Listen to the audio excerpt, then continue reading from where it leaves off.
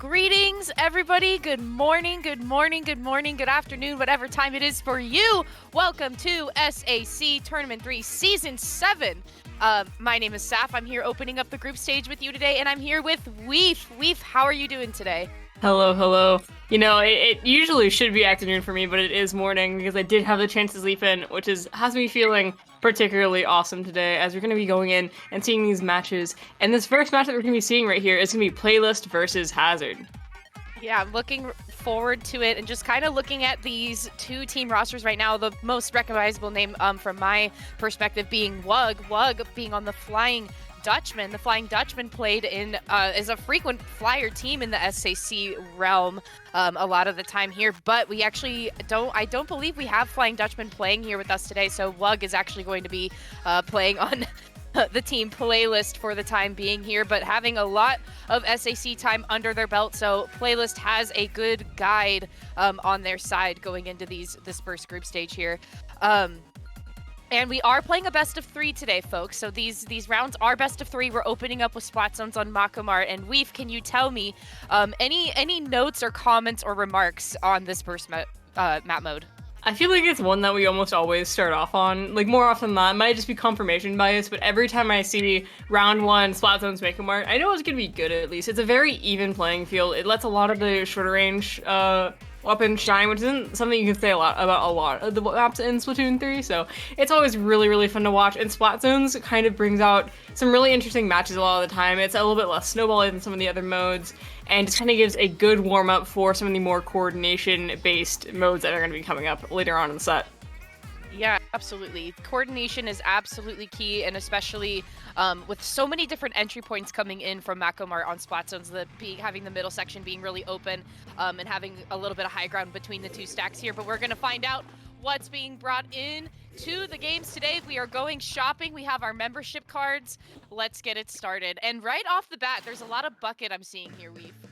Oh, 100%. This is definitely one of the best maps in the game to run buckets on. Not the best, it isn't flounder or anything, but it's certainly strong because you can play around those stacks really, really well. It's like the perfect height for that and the drops. And already we see a Crab tank coming out here. Crab, you know, being a little bit less prominent lately, but still never dying and giving Hazard a good starting advantage here. Already getting some points on the board for Hazard, and you have Dang trying to look for a flank here. Playlist had a really good entry, though. Don't want to knock that for sure, because they had all 4 members kind of in front of the stack area and also getting a ton of ink coverage going down in front of their zone piece. But we're going to see Hazard is still going to hold on pretty tightly to this zone. You had the Crab kind of being popped on that right side there, maybe trying to take some attention off of objective. And it looks like it worked for Hazard for a little bit there, but Playlist now is going to be popping a Crab of their own. But you also can see that 27 with that X-Splasher being able to push up pretty far, feeling pretty comfortable. Hazard giving them a lot of space to work with. Yeah, the range that Explosion has over all the rest of Playlist versus, and of course, those 2 Crabs is giving them a massive advantage of kind of being able to just take space comfortably and being able to back up and not relinquish too much as they, you know, lose advantage a little bit. Here, Playlist is finally starting to take control of the zone here, finally getting 1 cap, but going 2 down in the favor, 3 down. It's a full wipeout for Playlist, and it looks like Hazard is going to take that lead or that zone right back. Yeah, they have a pretty high penalty right now, but I don't think they're going to let that deter them very much. As you can see, all members of Hazard are now trying to push up into the spawning area of Playlist. Playlist trying to look for a re-entry point there. You had a really nice kind of 2 versus 1 fight going on with Thembo and Wug, but Thembo is going to be going down within that Crab tank there. And you can see as the members of Playlist are able to break back into this map, you have a couple people on this left stack here. It looks like Hazard is going to respond to that pretty quickly. They're going to try to back up and make sure that they can maintain that back zone space for themselves so that they don't really lose a lot of their footing here. And I mean, that penalty is almost all the way gone, Weave. Yeah, time is running out. 8 seconds left and 2 members down, but the roller is on the zone. They do have the bubble, but can they pay in time? It looks like they're really trying their best as the rest of the Hazard just tries to stay alive, and they do manage to get a cap. They have bought themselves like another lease on life for just another minute here. Yeah, the roller by Wug, wow, I mean, they were just flicking ink as quickly as possible and as much as they could to try to see if they could put that zone back in their possession, and they're successful in doing so. Not only in that, but giving another pretty high penalty, 58 points back onto Hazard's scoreboard there. But Wug is still alive from doing that zone cap. They're trying to look for a pick here, maybe looking to assist. Unfortunately, going down, though, not quite taking the other with them, with 3 members down on the side of Playlist here. Hazard is going to go ahead and flip this zone once again with Crab and Rain out as we speak. Yeah, we really did see Playlist kind of get the fire lit under them from that clutch cap here, but they're going to have to do it one more time, it seems. Going to be able to have to get back in. Crab's going to go out on one of the sides from Hazard, but it ends up getting picked off really early, and Wug over here going to go for the zone yet again, pushing forward, trying to get this Expo picked off, because once the Expo is gone, it's going to open up a lot of the map, and the Expo is gone. Roller's still alive, crucially, is going to be able to shark on the zone and help out with some more team fights. Yeah, and oh my gosh, the utilization too of that wave breaker, knowing that they have the space to do so. Uh-oh. Oh, we do see some lag kind of going on. Oh, and we do have a DC on the side of Hazard, but I believe that with the timing as it goes, they do need to continue and play out the rest of the match. So Playlist having still all 4 members being alive here, they're going to hold on to this zone. Kind of unfortunate for Hazard. They had such a strong opening there, and especially bringing it down to the 2. Gonna try to look and see if they can break back into this map, see if they can still play this game to the end. But Playlist is definitely gonna make it really hard for them to do that. With one less player, that's one less player to be watching that roller, as Wug was able to shark under the ledge real quick and get a nice pick. Just continuing to be a nuisance over here, pushing at this Expo. Not much they can do by themselves as the timer is running out. I'm going to be going out, but it is not enough, and Playlist takes the knockout. Man, I mean, it's unfortunate when that happens, but like it is something that does happen, and so I Playlist kind of took it in stride, I think, and they were like, all right, like we'll take this one under our belt, boys. But I don't think that is going to be the end of the fight for them. Obviously, going into this round 2 when we have all 4 members up once again for the full game. We could definitely see a bit of a closer match here as Playlist now has some momentum under their sails. We not only saw them get the clutches, and that really did help them start to get the win under, like, in their sails and going, but now that they have that win, they're feeling probably a little bit more comfortable. There's less of a less pressure to win the next one, which less pressure usually means better performance in a lot of people's eyes. Yeah, absolutely. And something I am curious about too is with Wug being on that roller, is that something that they are going to continue going into tower control and Sturgeon Shipyard, especially because the verticality really does complement those non-shooter weapons. And with Wug being able to have a lot more sharking power and using that curling bomb as well to kind of have a lot more mobility, I'm curious to see if that's something that they want to keep within this comp that they were running. Yeah, I think Wug really does like running that roller more often than not. And it's one of those weapons where, like, I talk to a lot of people, and it's like, if you don't know how to deal with it and there's a really good roller player on the enemy team, it's just one of those weapons where as long as they know how to run it, it's very strong. But getting to the point where you actually know what to do with it on a team is difficult, and that's why you don't see it run too often, because why would you spend time investing in something like a roller when you could invest your time in something a little bit easier, like a splash or any of the other weapons that see a lot of prominence, because it's a lot of sunk cost in terms of getting that skill. But it's really awesome to see when you do see a player with that skill going at it. Yeah, and we got to see it a lot in the last game. A lot of bubble usage coming out from Wug. I mean, they were able to set that up so well on their side of the zone to not only maintain it and maintain a lot of ink coverage, but you could see multiple members of Playlist kind of moving in and out of that bubble shield as well, trying to utilize it to the best of their ability, not only to play defensively, but also to keep getting some more paint on the field. And so, I mean, having that bubble on tower is going to be helpful there. And yes, Wug is going to keep on with that roller. And I believe we are going to be seeing an end zap coming out now. Oh, on both sides, actually, Weave. So we do have juice on both sides here. Yeah, ends up has become a new staple comp just because of how strong that cooler is. We do see a Rabid for Decay as well, which is really, really interesting. Gonna be a lot of good chip damage, but Wug is already going at it, getting a pick on the dualies. Gonna be kind of going up to the left as they're, it looks like Hazard already pressured back into their court here, and Elias is gonna be able to get the first tower cap.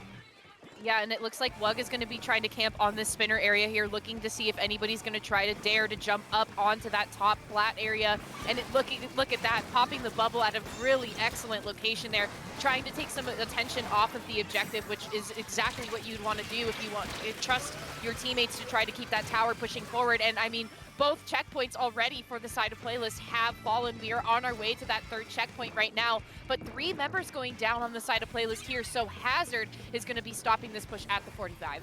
Yeah, Tamako is over here getting pushed all the way out and then getting picked off. Hazard taking a phenomenal amount of space. Wug over here once again, though, is going to be getting a crucial pick, being ever so sneaky and throwing a lot of pressure, making it so that Hazard is not going to be able to just take free space. Now in Fight Club, looks like, but the cooler is deployed on the side of Hazard, but it doesn't look like it's going to get much use as they do go 2 down. It's only the Rapid Player Decker and one of the other players left alive who is going to be promptly taken out. Looks like Hazard lost basically all of their momentum there. Yeah, Hazard definitely had a lot of momentum going in to push that tower once again, but Playlist was really quick on the response time here. You have Tomeko going in for the flank, taking Shay down, looking to take one more in the process, but unable to do so. But Wug is going to follow up, actually, and finish the fight there for them so successfully there. They got to be watching out for where Wug is going to be, and Tomeko as well. Those two are their primary flanking team that you kind of have going on here. Cloud being sitting on the tower with the crab being popped, but you have Dang trying to come in for the flank, pushing the crab off, but the jump is also coming in as well. It is a firefight for this tower here near this last checkpoint. 11 points on the board, all members of Playlist almost being completely taken out at this point. Now Hazard once again has tower in their possession, but that mid area weave is looking awfully pink. Yeah, that was a beautiful push from Playlist, but beautiful defense from Hazard. If they didn't stop it there, it would have been really, really bad. That's where this map starts to get especially snowbally. A crab on the tower, on the snipe of Playlist, is going to be kind of kicking off this push, alleviating a lot of the pressure on the area around that checkpoint, which they are starting to approach. Second crab going to be helping even more, but Wug is over here being really sneaky, and I'm expecting that they might be doing something pretty soon. Yeah, Wug is playing a very patient game here, as they should be doing. They did let the tower go in a little bit further, kind of trying to almost reassure the member of Hazard that was on the tower that it's safe passage and that there's nobody there that's going to stop you. And it's sharking all the time leaf always comes down to patience and like when you actually is the proper time to strike. But now we can see Hazard is trying to change the tides here. We're down to the 37 mark. We're almost going to be on this third checkpoint here. They are looking for these points right now, Weave, with a little less than 2 minutes to go. If they end up getting this checkpoint, it could be very, very dangerous for Playlist. But it looks like they are going to be able to kind of coordinate in getting picks and trades that are really, really crucial here. Slay, or that ends up is going to be jumping out. That's the last main pressure in their court. The Rapid Player Deco and the players that are coming back and going to be doing their best to maintain mid. They only have 1 minute and 30 to get all the way back there again and keep on pushing. They really don't want to be in an overtime situation here with something like a roller that's just going to be able to shark and pick them off as they go forward. But it looks like Playlist has some specials on board to be able to stop this and is looking relatively good for them as they start to push in further and further. Yeah, and I like what Slay kind of did on the side there. They took Wug's attention away from the tower, and you also have the crab take to kind of follow up by Dang looking over at that left side.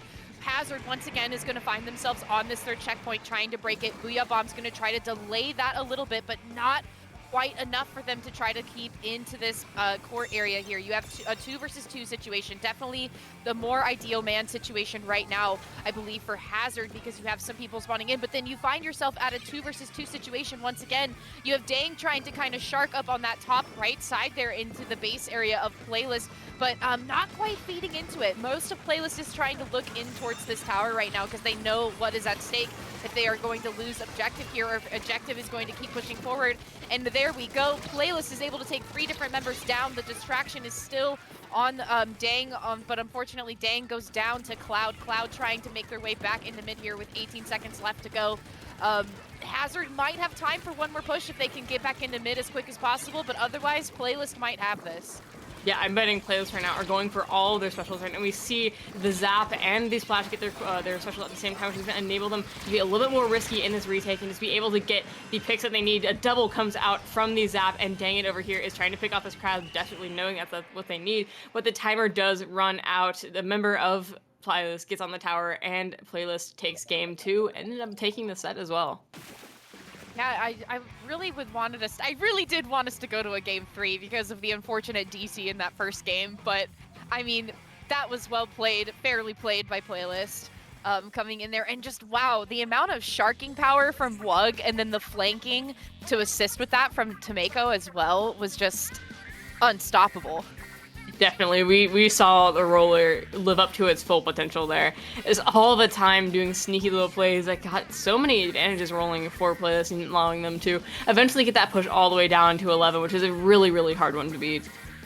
Yeah, and what I really liked too about that gameplay is that Wug was kind of walking the tightrope between like the Slayer tendency to kind of go in as quick as possible and get as close as possible, but also playing the distraction game as well. I mean, kind of near the beginning of that initial push that Playlist had, you had Wug up on that snipe area with a bubbler, just flicking ink down into the court of Hazard, and Hazard was kind of like, okay, before we do anything, we really do need to get Wug out of here. They got to get out of this top area. So they walked a fine balance between playing really aggressively but also trying to play the distractionary game, and it seemed like their teammates at different points in time, like Tomeko and Dang, were trying to work off of them in that flanking area as well to try to support that sort of tactic. Yeah, and we also saw some beautiful bubbles out from them. It's not the best, like most it's not the most synergistic special for roller, but the events that it can have on Tackle is absolutely massive. But that match is over, and the next one is ready, so we're not even going to be taking a short break. We're rolling right into Thembo IHOP versus Octopi. Yeah, and wow, can we talk about Octopi just for a second here? Octopi has had some fantastic growth in the past few months. They did really, really well at LTC. They actually beat Destiny troops at LTC, which resulted in their ban from Low Ink instead of them actually trying to win Low Ink. They've had a really great run in LSL. They've had a really good run. We've gotten to see them in SOS a few times as well. I mean, Octopi is kind of becoming a pretty big name here in the lower to mid-level scene. Yeah, they're definitely a team that if you've been following those lower to mid-level teams, like you said, need no introduction. And so, I mean, we did introduce them. However, they do have their match made out for them. Thembo IHOP is a very strong team. Another frequent flyer of SAC. We've been seeing them a lot. We saw them last season as well. And so I think Octopi has their money cut for them.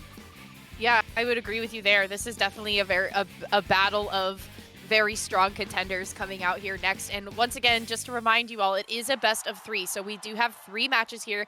We have Clam Blitz, Manta, Swatzone, Zumami, and Tower Control on Hagglefish. But getting our tickets to the cruise, we're going on Manta Maria first on Clam Blitz. And can you tell me anything here that's going to be crucial for this team to get a win? I just know that I always fall off cut here, every single time. But look at these comps. Something I love to see about mid-level is just the comps that people love to run and get away with. We see DS come out, which is not something you typically see anymore, but I can see what they're going for here, as well as a V-Blaster for just a lot of chip damage, and the bubble has gotten buffed recently, so that is pretty useful as of late. We see a Charger, which we also don't see too often, and as we go, these teams are just scrapping out in mid. Charger already getting a beautiful pick.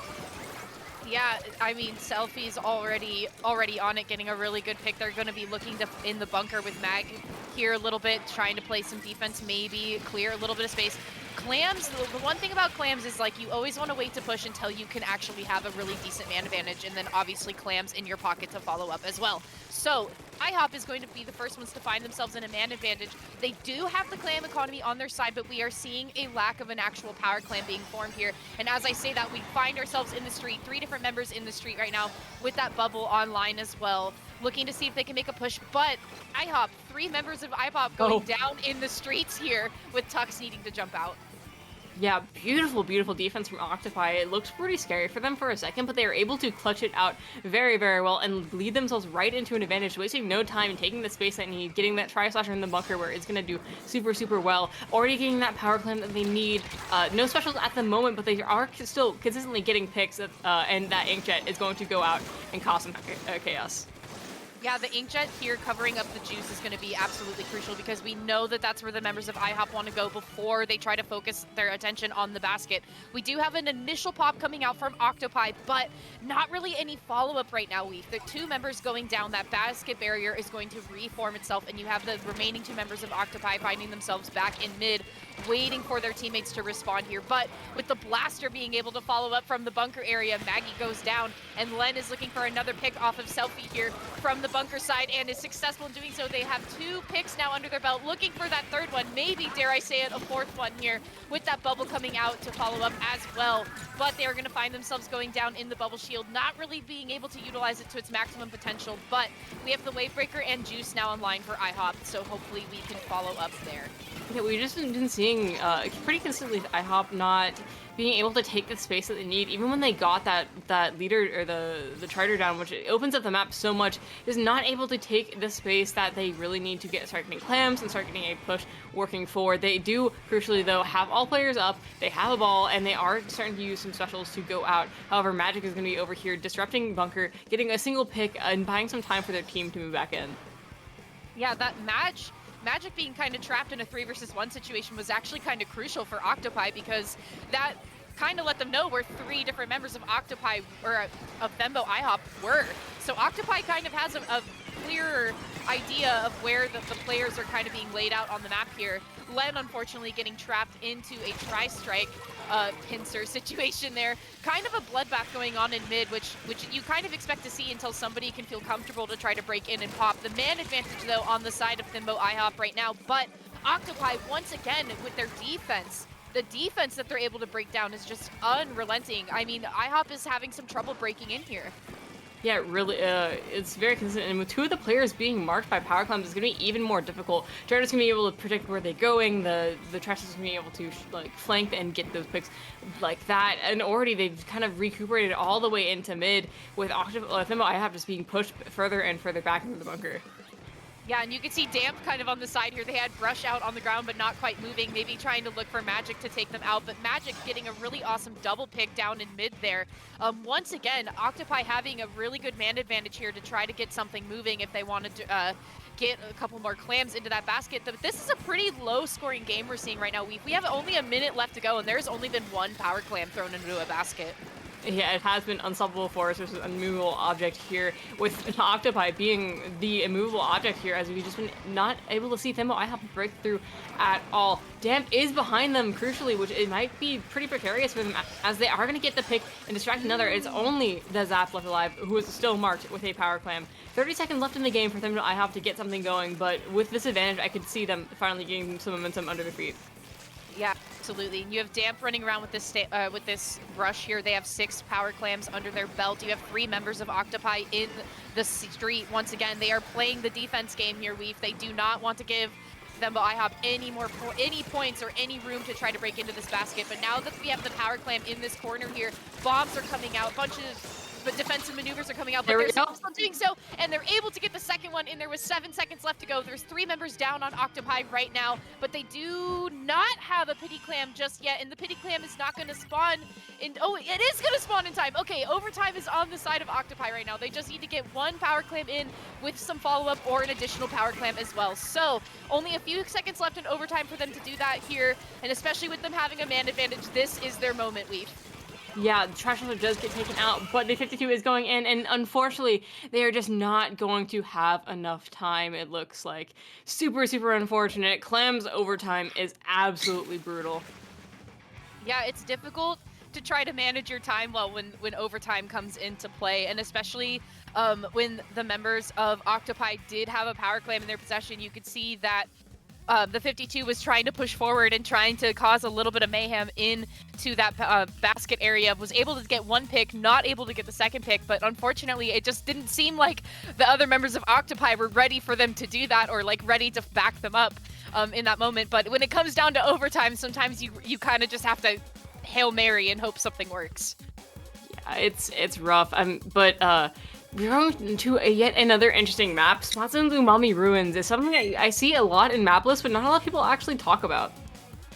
Yeah, it's definitely one that I don't feel gets enough limelight, I would say, and I disagree with that, because I feel especially Splat Zones is always a really good one on this map, and it's something that for me personally, Weef, is that I really love double zone maps. I think double zone maps add a whole other dimension to the game, because it's not one objective you need to focus on. It's technically 2 objectives, and those objectives are split between both teams.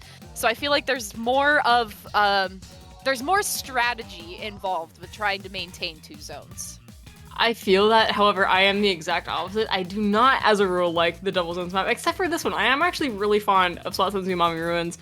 Most of the time, it just feels like the Double Zone maps are like the zones are too small, so like they can get neutralized really, really fast, or they're way too far apart, so it feels like you're kind of hurting cats to actually get them both under control at the same time, which leads to a very stally game where maybe you'll get 20 points scored in the first 3 minutes. But this one is a little bit different in that mid is very open and yet is divided really nicely into 2 lines. And so if you can hold them from the back because they are open, you are able to get the sight lines on both of them at some points.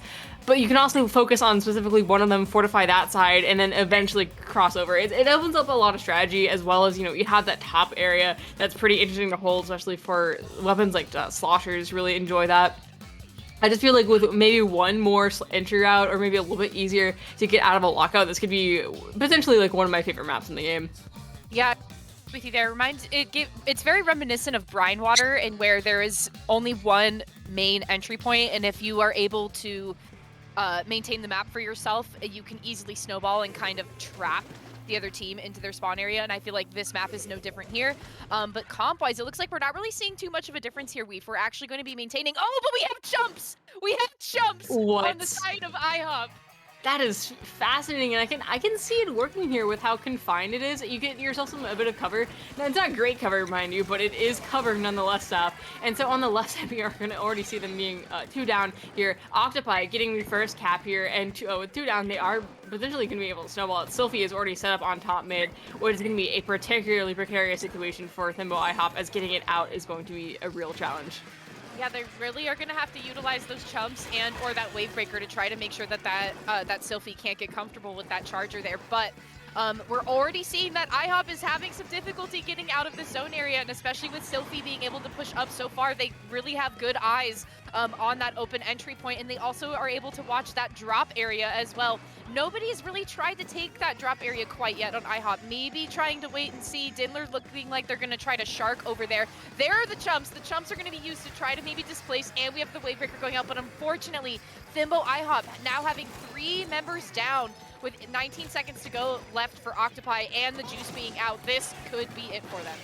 Yeah, not only they have to neutralize one zone, but they have to get both, and with that, the beautiful inkjet kills there, the nice kill feed, that's going to be a very, very fast game 2 going to Octopi. Yeah, wow. Octopi had that in the bag from start to finish. They knew exactly where they needed to be. That a semi-soft wipe. It was like a soft wipe because it was only 2 members that got taken down, I think, before they were immediately in that ramp area of IHOP there. But that's great because you know what that means? That means we get to go enjoy the great outdoors. We get to go shopping for some produce, and it's down at Hagglefish Market on tower control. Game 3. Hagglefish used to be my favorite map in the entire game, but it has fallen off a little bit recently. I will say that tower control is still classic. I still really enjoy playing on tower control, but zones ain't my thing. Tower control, however, it opens up that left side, gives you an actually viable flank route where you're not really greatly exposing yourself by having to jump up. And that combined with the tower path actually being pretty decent. It's not too snowbally, but at least before you get past that last checkpoint. But it's, you have to kind of separate yourselves, you have to get up in their rafters a little bit. It's an interesting one. I definitely really like it. Yeah, reminiscent of Inkblot Art Academy tower control, I feel, especially with like the canopy kind of elbow area. It's very reminiscent of the bats area, and what's always crucial in that one is, you know, you got to be watching out for who's on bats and if you can take the opposing team's bats area. And so I think with that second checkpoint being where it is, going into the third checkpoint as well, kind of that that area below that elbow and stuff, that's always going to be such a crucial taking point, not only for the opposing team trying to come out and flank from there, but if you are the team that is moving the tower and you're able to get up into that canopy area, that is going to be a really crucial spot for you to maintain, and because people are going to need to get you out of there if they're going to want to stop that tower from moving. Yeah, I actually have never heard the comparison to Inkblot, but it is very apt, and Inkblot tower control is a classic, so I'm excited to see how this goes. It's definitely a very well-balanced map mode, but I feel like Octopi might have a bit of an advantage there with that charger that they're packing. I would have to agree with you. The charger's going to provide huge advantage from Sylphie, especially because those canopy areas are just meant for somebody that has a lot of range, and Sylphie just happens to be that person on Octopi. And so if Thembo IHOP can maybe bring out some range of their own, or maybe they want to choose to be a little bit more mobile, more aggressive. That could be helpful for them, but I think as long as they're able to keep Sylphie from getting comfortable, that's going to be important. Yeah, definitely. Constant displacement is the name of the game when you're fighting against a charger. But Sylphie has some displacement of their own. The tri-strikes are going to be pretty useful for getting players off the tower, GG strikes. Looks like they are opting to go for a T-Tech for a little bit of displacement, while looks like Octopi here is packing a Splattershot Pro. Yeah, Splattershot Pro and Sylphie is actually going to be changing to an E-leader as well with some respawn punishers. So that's going to prove to be difficult, I think, for Thembo IHOP coming into this game, and especially because they are opting out of Juice as well, but Octopi has Juice on their side. So curious to see that quick response time coming out from Octopi, how that's going to fare for them. But once again, kind of a similar thing with tower being in mid and you need everybody to get into mid, all eyes on mid right now. It kind of turns into a firefight until someone can get a proper man advantage. And opening up, Thembo IHOP is going to have that with 2 members of Octopi going down. Yeah, and 3 members down, actually. Thembo IHOP has an amazing amount of momentum. And looks like this bubble here is going to get even further. Picks going out left and right. Still going to get picked off. That's 2. That is going to be absolutely huge. Getting that E-leader out of the way. And opening, just the blaster, opening up the rest of the team to get in here with that bubble that they had. It's 2 down. They're just keeping a constant kill feed on Octopi, making it impossible for them to move forward. However, they are going to lose the tower. They are a little, tiny bit split up here and are going to be forced to kind of backtrack just a little bit. However, the map is still very turquoise, blue, greenish, and so I don't foresee Octopi having the easiest retake of their life. Yeah, they definitely are kind of struggling to find their footing here for a little bit, and especially IHOP was trying to maybe try to keep that tower over on that right-hand side there, but now we can see that we are in a 2-vet versus 2 situation. You have Sylphie up on that tower canopy once again, so that's going to make it difficult for IHOP to try to find their footing getting back into the mid area here, and especially with that Wavebreaker keeping eyes on that right side, looking for that flank as well. But Octopi finding their way back into mid successfully here. Not quite ready to take the tower though, Weave. A little bit hesitant there. As you can see, one of them goes down. Magic also looking to try to break in here, but with those, a beautiful tri-strike though coming out from IHOP to open the way with the Killer Whale to follow up as well. That tower once again is going to be moving on into that checkpoint area. Yeah, and just more and more and more picks going out.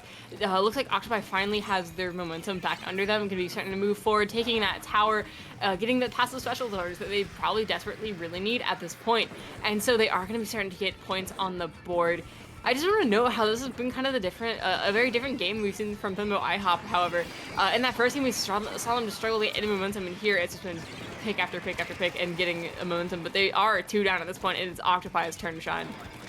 Yeah, absolutely. And one of the best things about competitive Splatoon is when you can tell that a team is on a map mode that fits exactly what their comp is meant for. And I feel that Thembo IHOP kind of had that going for them. But as I say that, Octopi is going to be coming in here strong and flipping the tides of this lead. We have that tower on checkpoint number 2 at this moment here, with Sylphie being able to push up pretty far. We have 2 members of IHOP going down and 2 members of Octopi being on this tower. Magic trying to follow up and help Sylphie out to keep them safe on this tower. But if you have 2 Killer Whales coming out there, that is a recipe for disaster for Sylphie as they go down. 2 members of Octopi now going down, with Thembo IHOP trying to respawn back in with strikes as well, pushing everybody back into the mid area on Octopi. Yeah, it's been really, really good to see how Octopi has pushed forward and the momentum that they are able to carry. And they really made things super, super uncomfortable for Thembo IHOP here, knowing that they have to push far and further than they did before, even after all of the momentum that they gained. They are starting to get it again. Blaster can be desperately going for that leader here, but not able to quite get the pick. However, still putting an ample amount of pressure on them, making it so they can't do their job super, super easily. This area up here can get pretty packed for a thing like a charger, and the charger does get taken down. Whale going out, momentum strongly in Thembo IHOP's favor. However, there's still plenty of contention. Yeah, definitely. But now we're in a 3 versus 3 situation, 2 versus 3 situation. You can see Damp here maybe just trying to hold this tower onto this checkpoint for as long as they can. But I think with Sylphie being right there and also Dindler to follow up with Rose, it's going to be really hard for Damp to try to hold that tower into place. But you have Len trying to come over from this left side here, looking for a pick, able to take one, not able to take the other. They knew that this was a fight that they could take, especially with the lead that they are maintaining right now of 20 points. The important thing right now for Thembo IHOP is going to be what fights that they want to go for right now, because they definitely do not want to trade, especially with having that respawn Punisher Charger on the side of Octopi.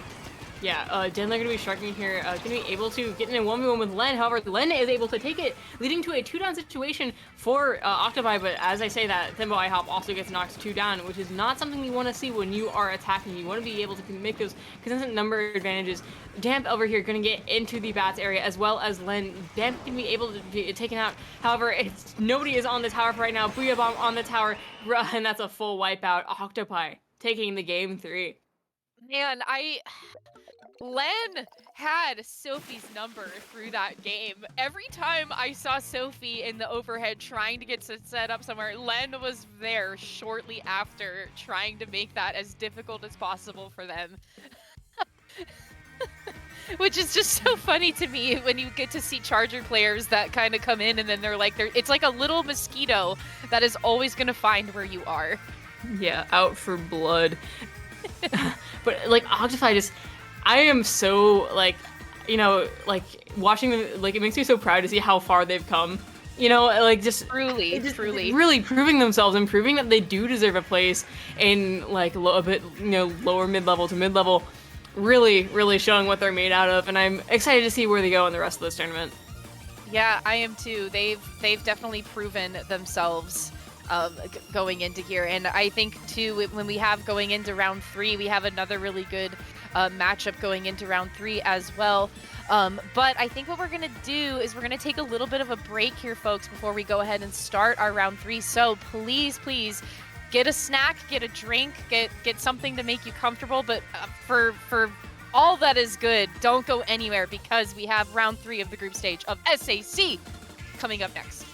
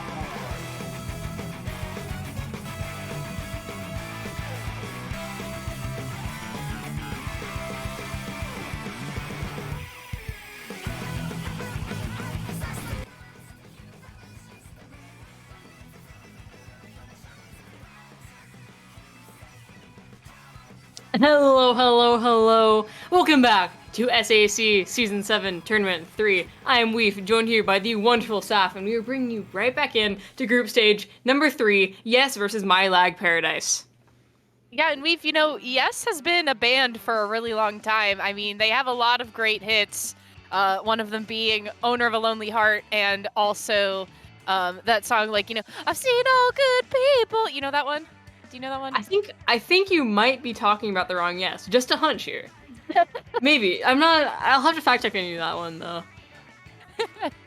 Yeah, I know. We're not talking about a band, folks. We're talking about the competitive Splatoon team, of course, because that's what we're watching here today on SAC.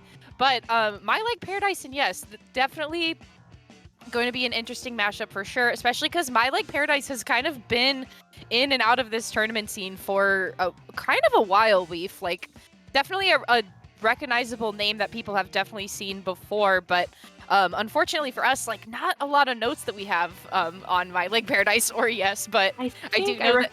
Sorry. I think I do recognize Tyrea Simp. I think they were on Polyrama's Gamership back in the day. So I'm not... I believe they were a backline, but I could be wrong, and it could also be an entirely different person. Who knows? There are a lot of people in this scene. Very hard to keep people straight. Yeah, there's a lot of people that we get to talk about and have the privilege to share their stats with you when we do get to know about them. But starting into this third round, we're going into Rainmaker, Undertow, Spillway, and not a lot of time to spare, folks. We wanted to talk to you a little bit more about what these teams are cooking up, but we're actually going to get to see it here live when the comms kind of load in. Weef, tell me, what are we looking at here? We are looking at a very fast comp from the side of Yes. However, My Leg Paradise is going to be running that ballpoint, which is still very, very fast. But we're also seeing the Glue Duels, and both sides are running that Vanilla Slosher. Yeah, Vanilla Slosher going to be a pretty good pick here for Rainmaker.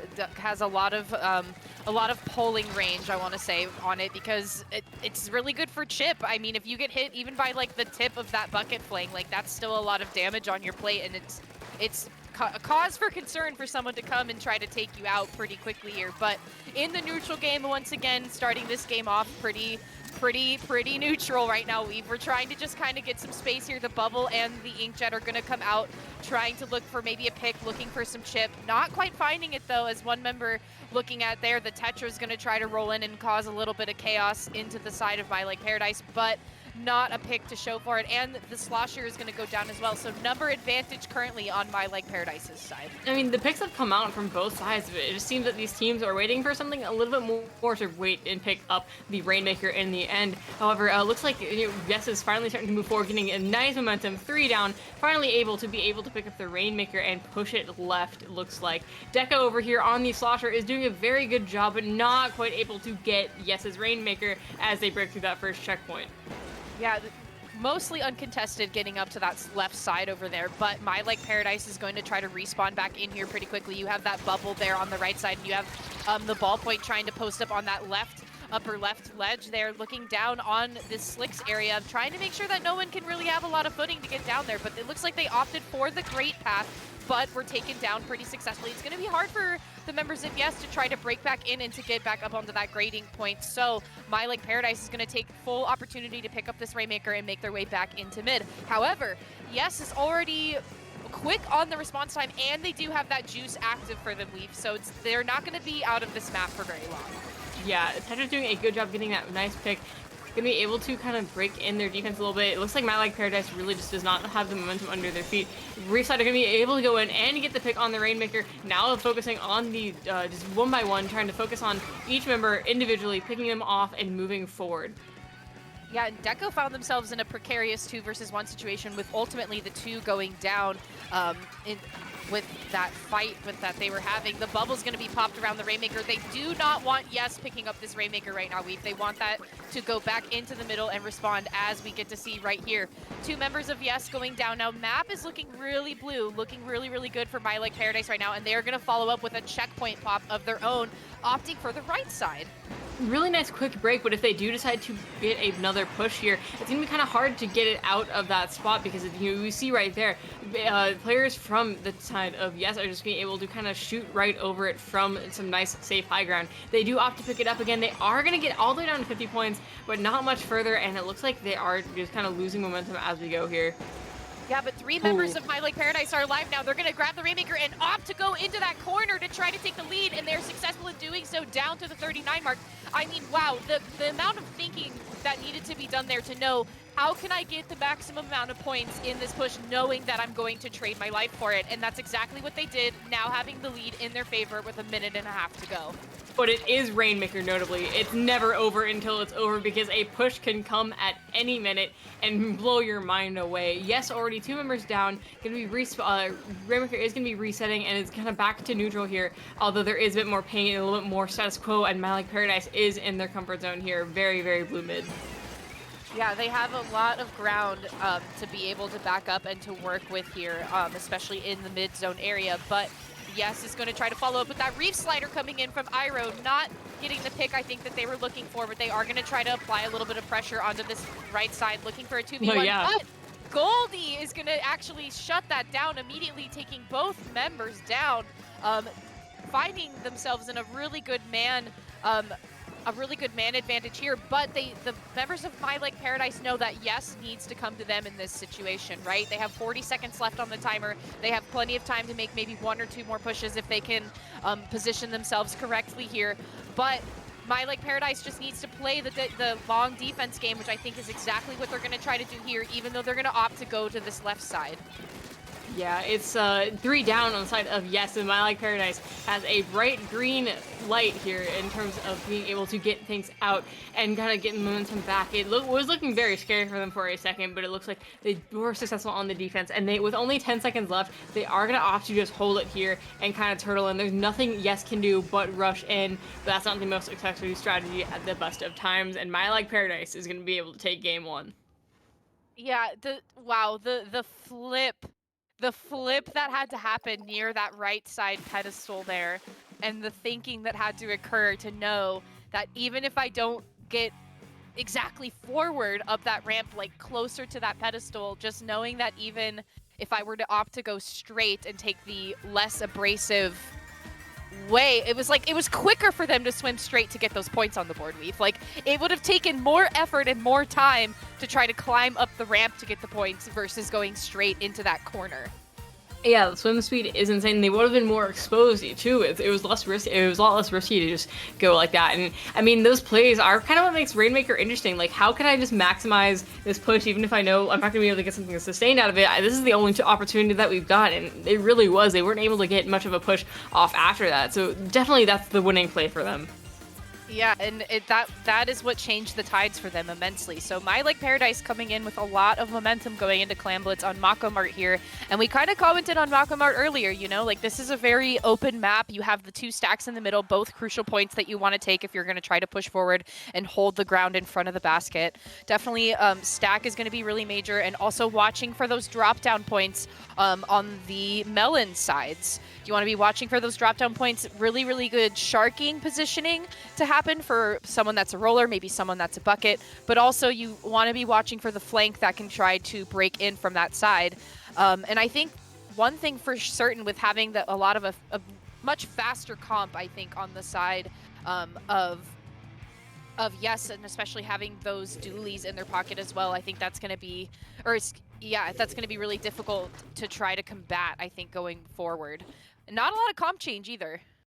Yeah, we still see the glugas. I'd imagine that, you know, that's a weapon that you see a lot of loyalists too. Like, people love their glugas, and if they're very threatening. However, we do see the ballpoint coming out from both sides. I believe Tyrius and doing something off that blasters. It's a little bit less favored here. Ballpoint is going to be so incredible for getting in and holding that pressure. Already, we do see, though, mid is getting painted very, very orange. Picks are going to be going out from both sides, but all of Yes is going to be backed up on that stack.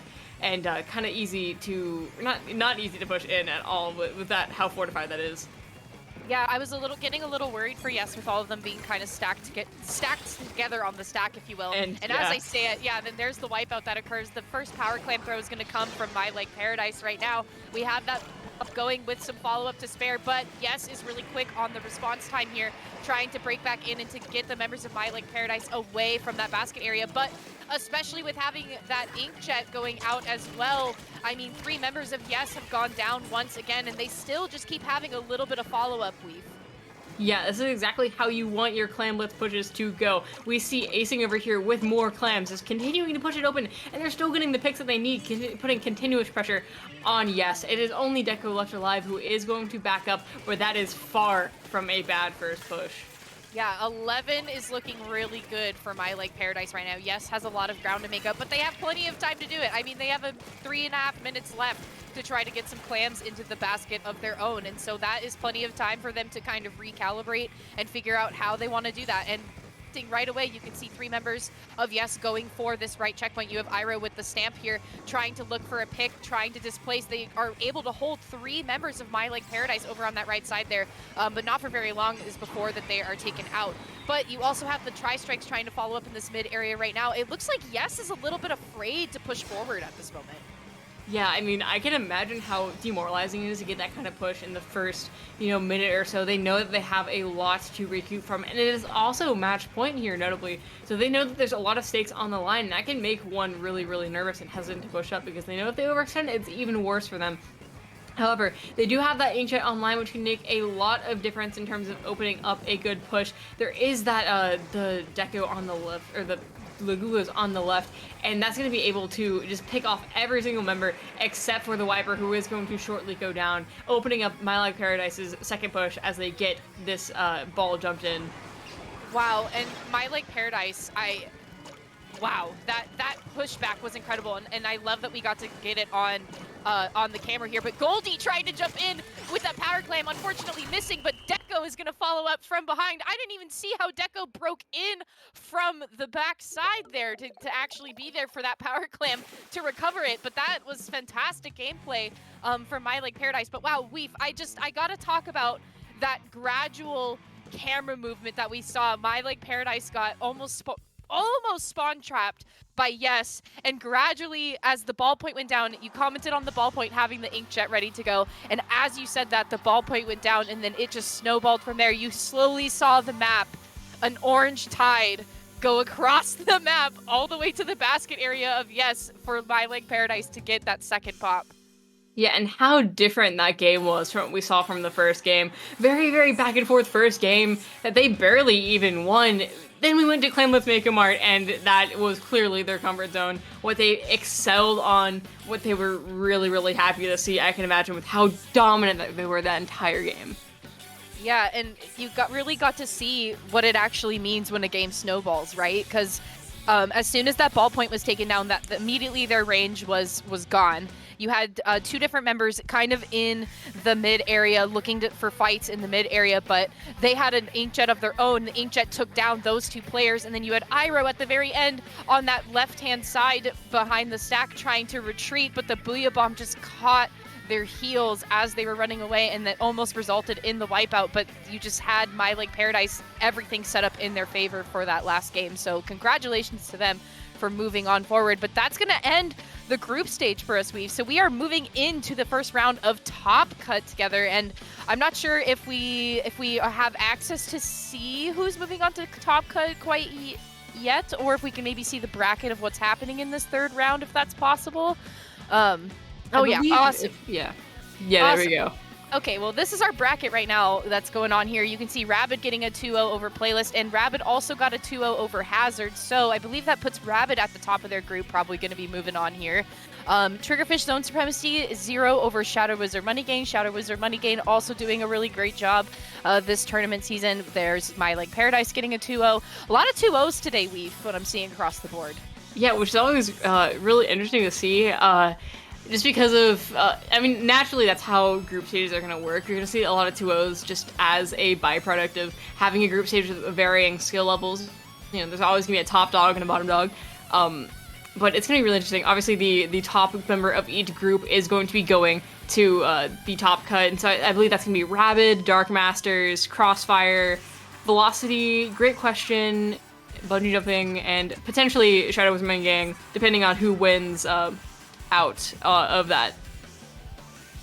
Yeah, definitely looking like a good top 16 that we're going to be having. And oh my gosh, look at over at that group F there. Octopi getting a 2-1 over sub power up. And like you always say, you know, it's like, yeah, it was a 2-0 or a 2-1 or whatever, but like the scoreboard doesn't give the full story of what's actually happening in game. And especially if you have games going into a 2-1 scenario in a best of 3 situation, I mean, it'll come down to the wires sometimes in those best of 3 moments, and it can get really intense when that happens. Yeah, definitely. However, it is going to take a bit for the top cut to get sorted out, and so we are going to be taking a short little break, but before then, but do not turn away because top cut, I have a good feeling about it. It's going to be awesome.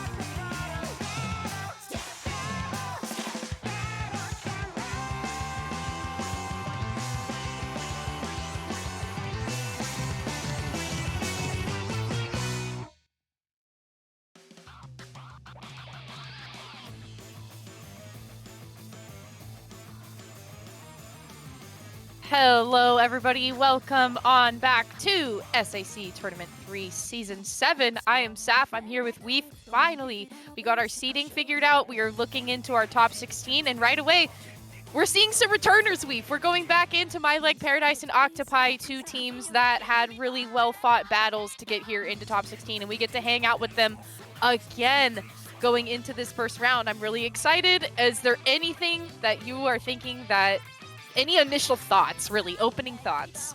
I mean, if I'm correct, I think My Leg Paradise was a low-wing team, not not terribly long time ago, but not, like, both of these teams are kind of, like, proving themselves in mid-level, so it's gonna be really interesting to see how they do and, like, kind of what's on the line there of the, the pride and the ego there.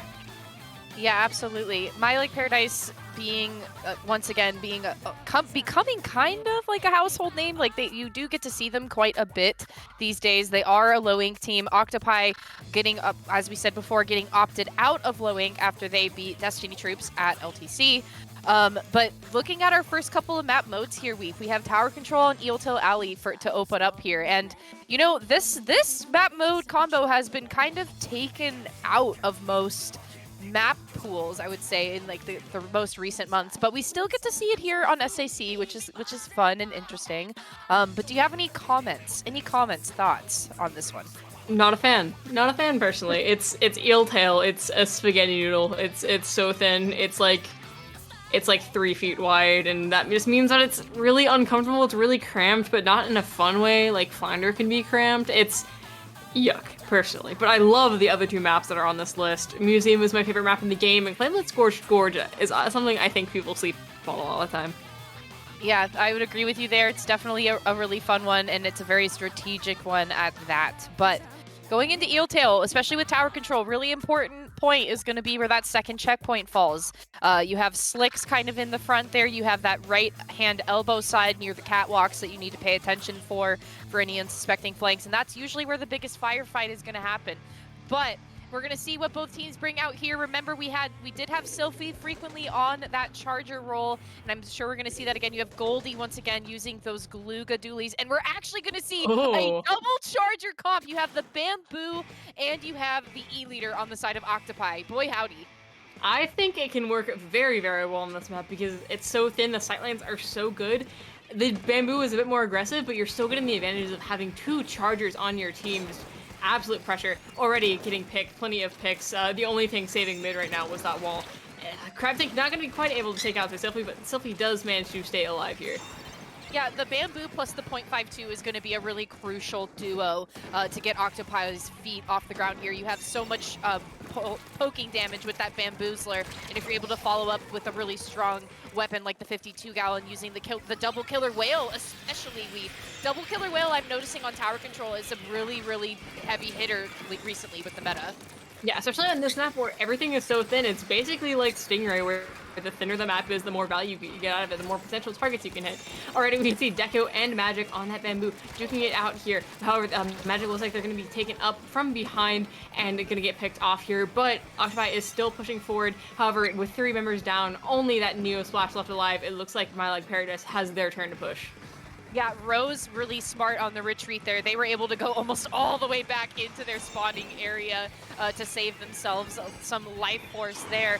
But Octopi coming back out into this map, they're going to open up with some tri-strikes here, looking a little bit for some displacement, but with the Booyah Bomb coming from My Leg Paradise to follow up on that left side there, that was going to be really crucial for them. But Magic and Sylphie are finding safety here as they are going to try to get and take the high ground, while Magic is looking for poking damage, but also Sylphie kind of pointing out where some players can be as well, having that sightline advantage with the E-Leader. But right now, Octopi has the man advantage. We are at a 10-point difference right now with 3 minutes left. There's still plenty of time for the tides to flip in either direction here for both of these teams. But right now, Octopi is making themselves known back into this map. Yeah, definitely. And coming full force, the Wavebreaker unfortunately gets immediately deleted. But the bubble coming out from the Junior is really good on tower control, but it's also really good on defense here. Was able to hold them for just a little bit here, but Octopi still trying to struggle their way out of mid, but with the specials that they are popping all together, the whales, the tri-strikes, it looks like they're finally butting their way forward. Dindler over here on the right, pushing up with the 52 gal, but being countered by Deco as they pop the Crab Tank, are doing a really good job at holding Octopi back. Oh, yeah, Deco was hoping that Dindler kind of moved away from that area there, but Dindler getting a double pick in the process. Nicely done by them. The wipeout occurring on My Like Paradise. Octopi now moving towards the second checkpoint uncontested at this moment. But My Like Paradise now back into the map once again. They have a lot of space to work with in this back area here, Weef. They're looking to try to maintain some mobility for themselves here, but especially with having Sylphie, like I was saying, on that higher left-hand side there, it's going to be really difficult for them to try to find some space here, hoping that the Tri-Strikes can maybe combat with that a little bit, but unfortunately, Octopi is still going to keep this tower moving. Yeah, Harry being forced to back up into mid, even though they are being pushed upon and getting picked off for it. One of the members of Octopi is down, but they still have plenty of force, plenty of like full steam ahead behavior as they approach this third checkpoint. And once that third checkpoint gets going, it is tower control. It's going to be really snowbally from there. Rose in that bubble, just kind of a big scrappy fight as it's kind of reversed for a second, or was reversed for a second. Crab Tank going out, but there is some close quarters combat up here. That means that Crab Tank may not get the value. It does stay alive, but mid is still dominantly purple. They have got the push ended, but they still, Octopi is still in a position where they could get a push going again at any moment. Yeah, and now with 3 members down on the side of Octopi, this is going to be My Legs Paradise, their moment to try to get some more points on this board. And right away, you can see Deco trying to take this right-hand side, kind of mirroring exactly what Sophie was doing earlier in the game here. Multiple specials coming out. You have Bubble, you have Booyah, and you have Crab Tank all coming out. This is My Like Paradise trying to keep their foothold on this tower to get the more points on the board. Only a few point difference here. Rose kind of having a firefight on the tower there with Harry, but Harry unfortunately going down. The tower for My Like Paradise is still kind of sitting in the spawning area, but unfortunately with them having 3 members down, it's going to move back into mid, and Octopi really just needs to play the long game here with the defense with 30 seconds to go.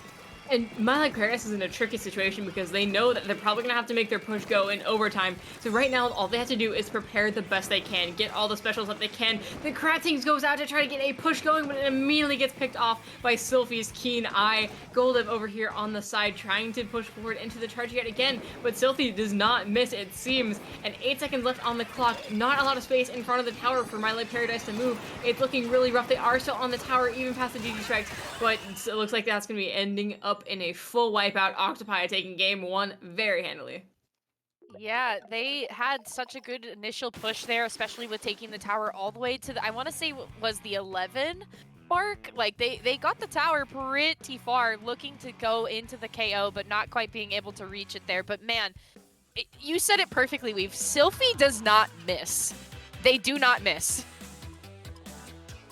That's the power of a good E-leader. It may not be super favored in the meta right now, but it is still an absolute threat. You cannot push into it unless you know what you're doing, unless it's distracted by specials or another teammate. It's super hard and super impressive, especially on a map like Tower Control Eeltail. But Rainmaker also really has a charger advantage, and I think earlier in the tournament we did see Sophie run that ZNF charger, which might be a little bit more suited to the really aggressive pace of Rainmaker. However, I could also see the E-leader still being run because of just how purely oppressive it is. Yeah, and I definitely think it seemed like Octopi was having a little bit of a struggle trying to keep Sophie displaced. Sophie had a lot of space to work with, and they had a lot of positioning spots to get comfortable, and we got to see some really good picks from them from the bird's eye view from that last game there. So I do definitely think that maybe with the fast pace of Rainmaker, that it is the ZNF charger could be the better option, and especially having those strikes in the back pocket, and with that wall as well, being able to really hold opponents off, and especially if they were to bring that 52 gal back in, kind of using that double wall strategy to try to wall people off and to prevent people from taking different sides or flanks or anything like that. But I do think that with the comfortability that Sophie was able to have, that maybe the E-leader won't be that bad of a choice. It could be really helpful moving forward into this next one here. And I'm wondering too if we're going to be keeping that bamboo online as well. Yeah, I mean, it might have been a particular map mode pick. I don't think we saw them run it at all earlier, but it certainly worked out for the better for them. Yeah, I'm curious to see what's going on there, and especially like moving forward with Octopi as well. Octopi having such an awesome turnout in their last matchup that we got to see earlier today against Thembo IHOP as well. They had a really good run going for them too, really difficult games against Thembo IHOP. So I'm curious to see what kind of aggression are they going to try to change potentially moving forward here? And yeah, Sylphie is actually going to opt to that ZNF charger. The 96 Scout Deco is actually going to rear its head here from Dindler coming out. So there is going to be a Kraken on the field with Juice as well. But we also see that the comp coming out from My Like Paradise is mostly the same. This is mostly what it seems like they're comfortable with and what they want to run. And I think especially having the Goldie on those Glugas, having that Booyah Bomb at hand, but also keeping the Crab Tank as well, that's going to be really good aggression for them. Tetracooler was pop, meaning that the Rainmaker that did die really fast does get that cooler advantage. And these teams are they do get 3 down, but they are going to be responding super fast. But as long as they take the time that they have for the advantage, like, and push it as far as they can, I could definitely see them getting the checkpoint like they did. They still have the charger down, and they are still kind of trucking around the plat, holding mid very, very well. I could definitely see them, you know, maintaining mid control for a good bit here. Yeah, and I loved seeing Deco with that Tri-Strike gameplay. They were kind of holding on to the Tri-Strikes for a little bit. You know, sometimes it's really easy as a Tri-Strike user to just kind of throw them out where you see fit and to kind of just get the special going as fast as possible. But Deco kind of played it a little bit more patiently there. They were kind of seeing who was up on that plat, what could they kind of work with, what kind of space did they have, where was the spinner at that moment. And they were able to kind of hold on to those Tri-Strikes and utilize them a little bit more advantageously for them. But we do see that this is now a classic game of Splatoon 2 Rainmaker because both of those initial checkpoints are down. Octopi is going to flip the lead here though, getting down to the 58 but 53, but losing the Rainmaker unfortunately, with Dindler being the only one left alive. Yeah, finding themselves in a 2 versus 1 situation, able to take one down in the process, but unfortunately going down to Harry. Now, My Like Paradise looking to pick up this Rainmaker and to flip the lead once again. That lead is anything but stable, but with Sylphie looking down and staring you down and, you know, really having a chokehold on mid, it's going to be very difficult to even get back up to plat. This is such a strong position for a charger to be, and it's with their teammates to back them up, it's going to be hard to really, it's difficult to contest that. Absolutely. Sylphie was definitely looking for a couple of picks there, not really quite finding the mark though. Finding Octopi in a 3-down situation, Dindler being the only one left alive, but nobody really to contest that Rainmaker. So My Like Paradise is going to flip this lead at the 45 mark once again. But as long as Octopi keeps a level head, this is far from unwinnable. Like I said, it's Rainmaker, it's volatile, it's very easy to get the lead back here. All they need to do is, you know, keep on getting the specials, keep getting Sylphie in those key spots, and they have mid and then their plat, and then, you know, it snowballs from there. However, we do see them opening up with plenty of specials, Inkjet going out, Tri-Strikes going out, pushing My Like Paradise all the way back up into their plat and beyond. Dindler popping that Kraken, excellent special coordination they have here, and they are going to be able to get up on the plat. However, the members of My Like Paradise are going to be able to get the crucial pick. I think Goldeb gets a triple here and clutches it up and stops disaster from coming. Yeah, you could see Sylphie was able to pick up that Rainmaker, and then Magic was there to try to follow up, but unfortunately just not quite fast enough for Goldie to be there. The bubble coming out, though, providing excellent defense for Goldie. So once again, My Like Paradise is going to try to move this Rainmaker, and a nice Squid Surge going on in that right side there. They kind of took the attention all the way to that right, and then Squid Surge at the exact moment that they needed to. My Like Paradise bringing us back to match point once again, but now all the marbles on the table for both teams here. Yeah, really good performance. Definitely you saw them not give up. They knew that it's Rainmaker. It's really easy to get that push going, and they knew that like they played to the advantage of their team there. They know that they can take advantage super fast, and as long as they play things right, they can just get something going. And that's what they did. They did a really good job at taking space extremely fast with all the pushes they got. Also, props to Goldeb, who did a fantastic job on those Glugas, getting really nice key picks. Always love to see a quirky weapon winning.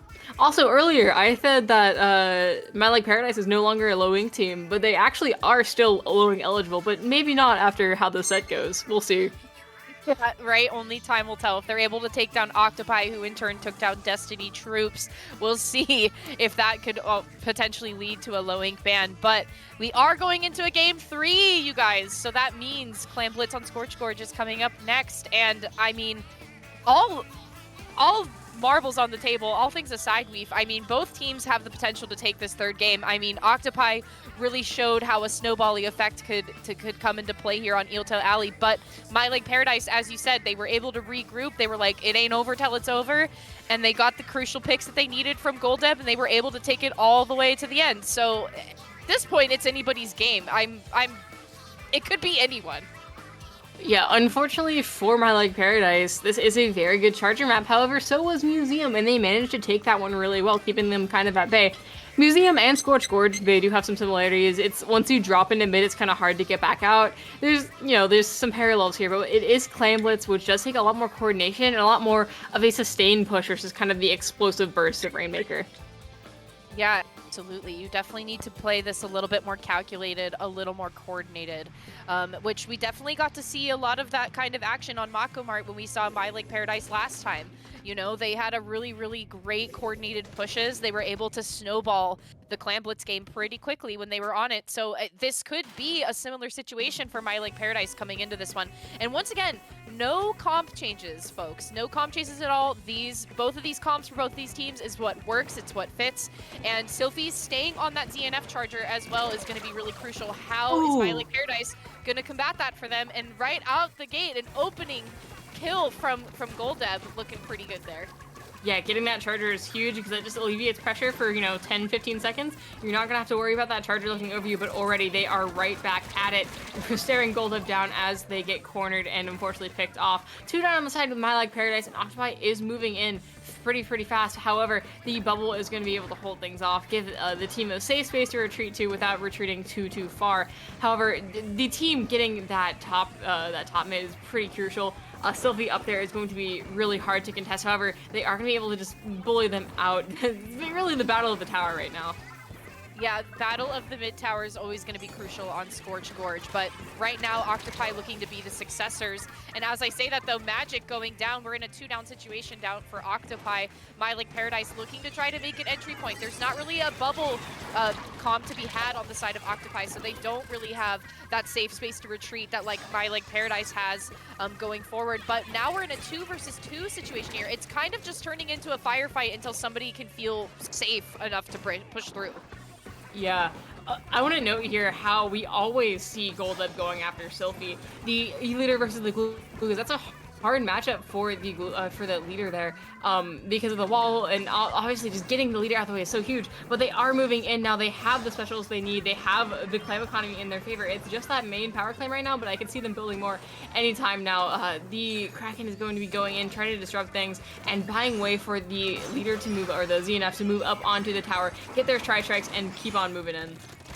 Yeah, and that was good tri-strikes to be had there. Sylphie was just going to kind of go for it, but unfortunately with Harry kind of pulling out from the side there, the Splash was able to take them down, no problem, kind of saw what they were cooking with.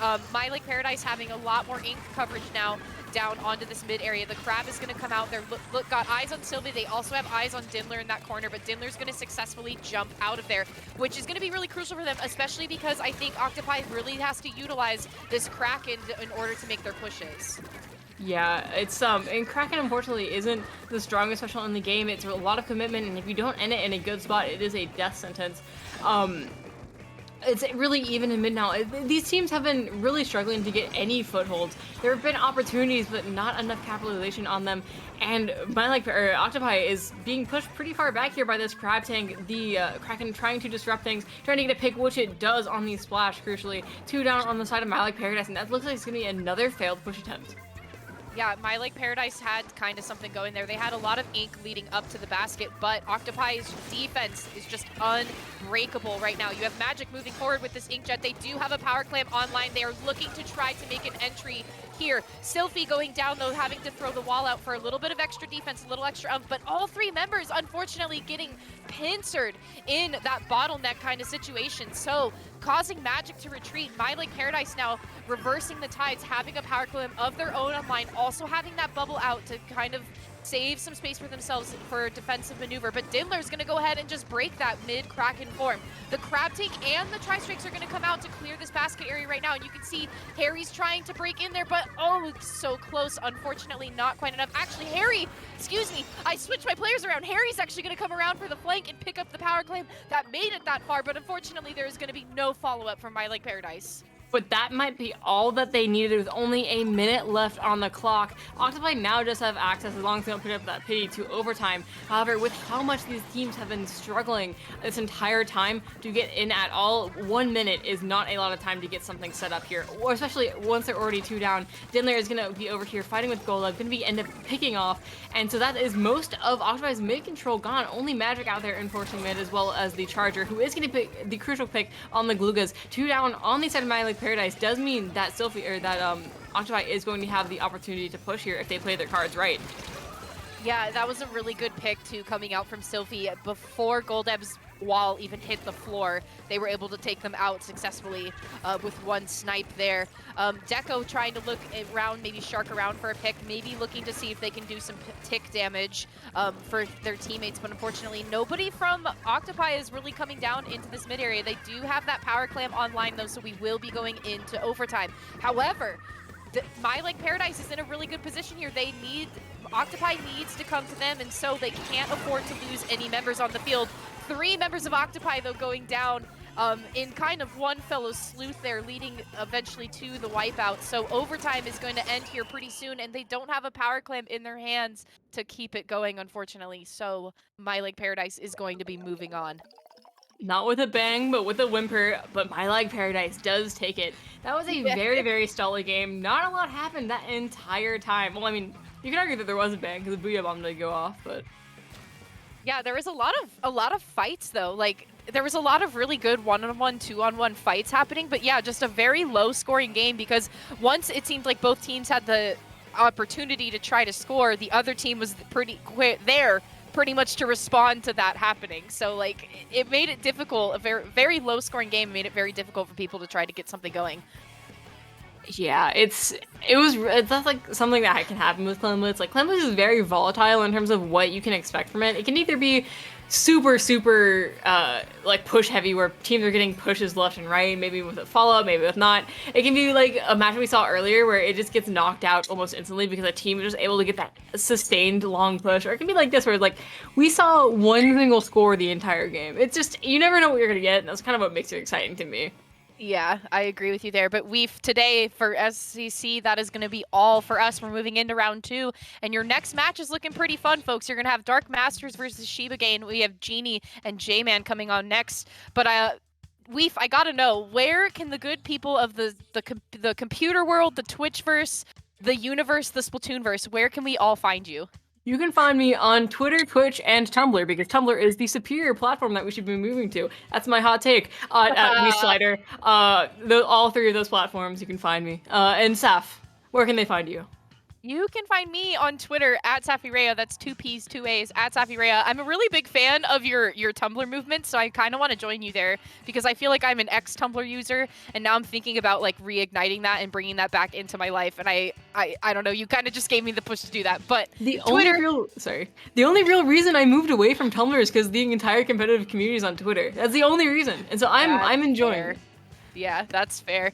But at Twitter, at Safirea, 2 P's, 2 A's. You can also find me at Riptide coming up in a month and a half. You can find me playing in Riptide and also in the streets of Sandusky, Ohio, hanging out. So super happy to be here with Boying and Weef today. Super happy to have all of you guys here watching. But don't go away because we have Top 8 coming next, and you have Genie and J-Man coming up. So stay tuned, get comfortable, stay tuned, and we'll see you in a bit.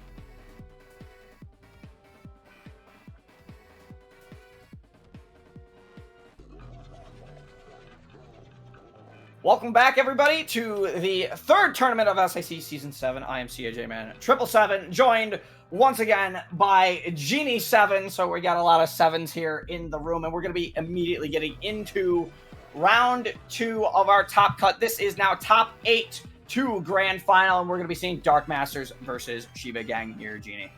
Yeah, this will be a really good matchup between these two teams.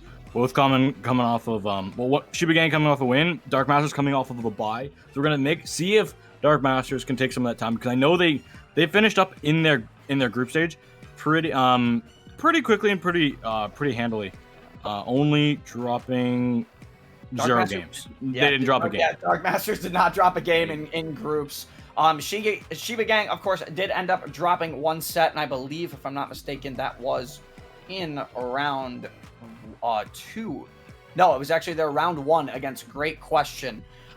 So they are the underdogs going into this against Dark Masters. But Genie, I mean, the teams are ready and we're already in the lobby, so the match will be starting momentarily. But you gotta wonder, sometimes after you get that bye, you know you have a bye coming into the top, and you know you're getting top 8, but sometimes that slight lull where you're not playing can really turn the tables.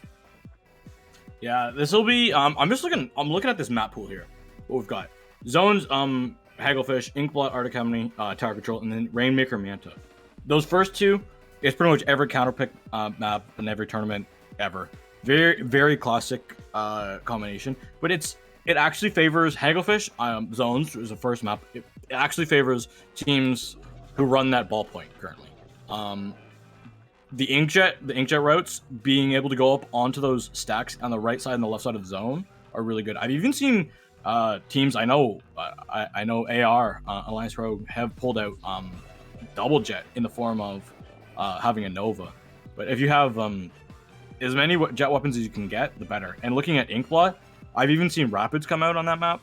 So the first two maps, if anyone's gonna have inkjets, it's definitely gonna be these two, because they are very, very strong inkjet maps. So far, no jets, and yeah, there we go. No inkjets, but we are going to be getting the Zipcaster on the side of Shiba Gang. Of course, Dark Masters in the green, Shiba Gang in the purple here, and getting into it, a very interesting comp on the side of Dark Masters, bringing out the Wiper 52, but more interestingly, the Rush Tacticooler setup on the side of Shiba Gang. But of course, they do have that powerful E-Leader 4K scope up there in the edge, and Shiba Gang already making their voices heard, getting a 2-down situation, and are going to be first to cap the zone here. Yeah, we've got a Niki on the Sprush. How's that Zipcaster going on the right side? They have taken out one. They are going to be able to find a second one. The Zipcaster will be fading out now, but that's awesome. Shiba Gang, they're going to be able to get their E-Leader in a good position on that pole in the middle of zone, allowing themselves really good control. These tri-strikes causing a lot of disruption. We're going to see if Max stays alive on this cannon. But Aniki, they found a little bit of a patch to stay in. Oh, they have no idea, but they are going to get spotted out by the whale, unfortunately, but they are going to manage, the members of Dark Masters going to be able to take out one here. Now Lucio looking for a fight, misses the jump, unfortunately, and Bick is going to now be taken down. We're dying to the wave breaker behind the wall. That's a very common spot. You see that wave breaker put in on this map. It just covers that corner so perfectly. Covers that little jump up on the flank. Also, yeah. And now Shiba Gang with the triple strikes going to be able to recap the zone here. Genie in 4K or 4G box here, looking for a pick. Just not going to be able to find anything there at the moment. No, the Hydra's luckily staying out of their position. I gotta focus on Aniki, who's going in. They're gonna use that Zipcaster. They're gonna take out one wheel bomb from the Hydra, creating enough space so they can stay alive. But I think Aniki's gonna go back to get some drinks. Their teammate's able to take out the Hydra, and Shiba Gang, they're doing super strong on this map right now. Aniki falls, but they're gonna be back as soon as possible with that tactic cooler bomb. You gotta watch out. Mox has this Ultra Champ, and it's ready to go. Yeah, but is Mox aware that one was under the 10, or did they run out? No, they actually started getting hit in the back, but unfortunately another team member decided to come up and finish them off. So Dark Masters able to recap the zone here. And now they just need to set up in positions, Genie. And the one thing that they're not going to be able to do is the Hydra is going to have to set up behind this mid pole. A lot of people don't really realize how strong this pole is, whether you're sitting behind the box or sitting behind the pole. It gives Hydras a very nice platform, but unfortunately, when you're such a good shot like Box boxes there. Hydras are not going to be able to stay there for long at all. And this Zipcaster on the side of Shiba Gang here, Genie, has just been an absolute nightmare. Anarchy doing such a fantastic job of going in and just being a distraction while the other members of Shiba Gang push up very quickly. Every time that Aniki goes in, a box is able to like pretty much seemingly find a snipe because the rest of Dark Masters are just not focused on the Ealer that can reach them from halfway across the map. Dark Masters, they gotta get in here. This penalty's gonna be ticking down. Aniki's run in, got a trade. That should be okay. They should be able to come back pretty darn quickly. Zone will be flipped for Dark Masters though. They needed that one so desperately. This Tacticooler ready for Shiba Gang. The stamp is going to come through, going to be able to get a trade, but that's not really what you want to do against a Tacticooler weapon. The Tacticooler players will be back as soon as possible. We're going to see that Gal trying to stay in front of their wall, back behind their wall because they got suction bombs on either side. The zone will be capped over with some tri-stripes in favor of Shiba Gang. Yeah, a lot of pressure coming out from Shiba Gang there. It just seemed like the Tacticooler absolutely helped in that situation. There was a 2-down situation, a possible 3-down situation, but the Hydra, of course, on the side of Dark Master just wasn't able to pick that up, and Shiba Gang very quickly able to jump back in and recap the zone. And they don't really have a large penalty here, Genie, and while Anarchy does go down for Shiba Gang here, Dark Masters has not really found a lot of time to hold this map, and now Phantom looking for a pick, just not able to find it. They thought maybe there was someone over there, and there's nobody there, as now the zone finally gets a flip back in favor of Dark Masters here. But Shiba Gang took down their penalty. They got 5 more points out of it, down to 22 there. Dark Masters needs to have a solid hold, Genie. Unfortunately, they're not going to be able to right now as the Hydra is not there, so it's going to come down to the 52. And their Wiper, who oddly enough is playing a little further back than I thought we'd be seeing their Wiper play back. Yeah, they're just trying to stay back, throw these torpedoes, and pressure that E-Liter, but E-Liter isn't super phased by that. This penalty is gone, and the points are ticking down. If Shiba Gang doesn't have to get on the zone quickly, this could be dangerous. They will be able to cap the zone in their favor, but it'll be just, I think, for momentarily, because Dark Masters, they're all here, they're all ready to go, and without your splash, it's going to be hard to paint the zone.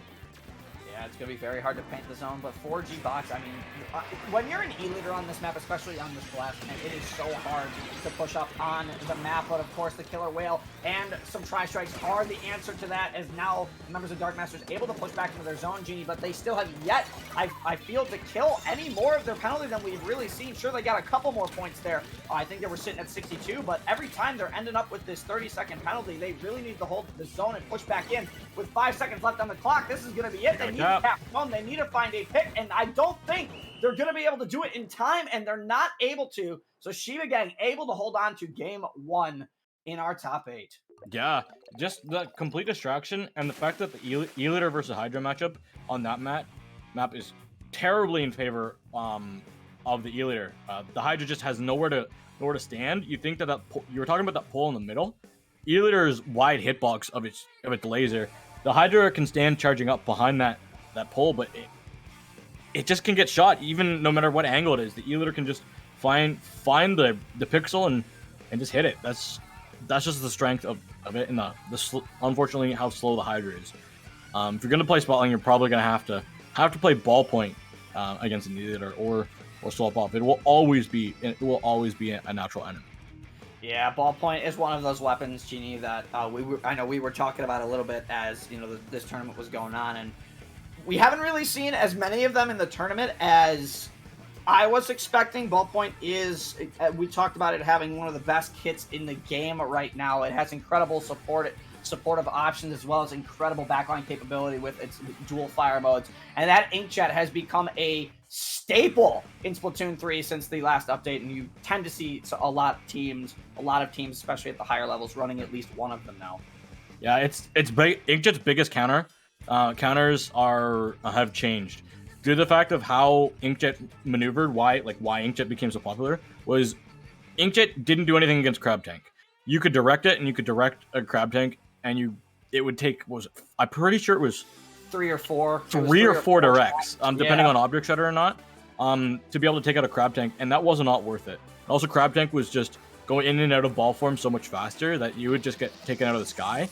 The other biggest problem for Inkjet was the fact that Machine destroyed you. Machine's giant hitbox, and with 2 of them being on 2 splashes, 2 machines pretty much being you're gonna run into it eventually. Inkjet just kind of always felt like it was at half health.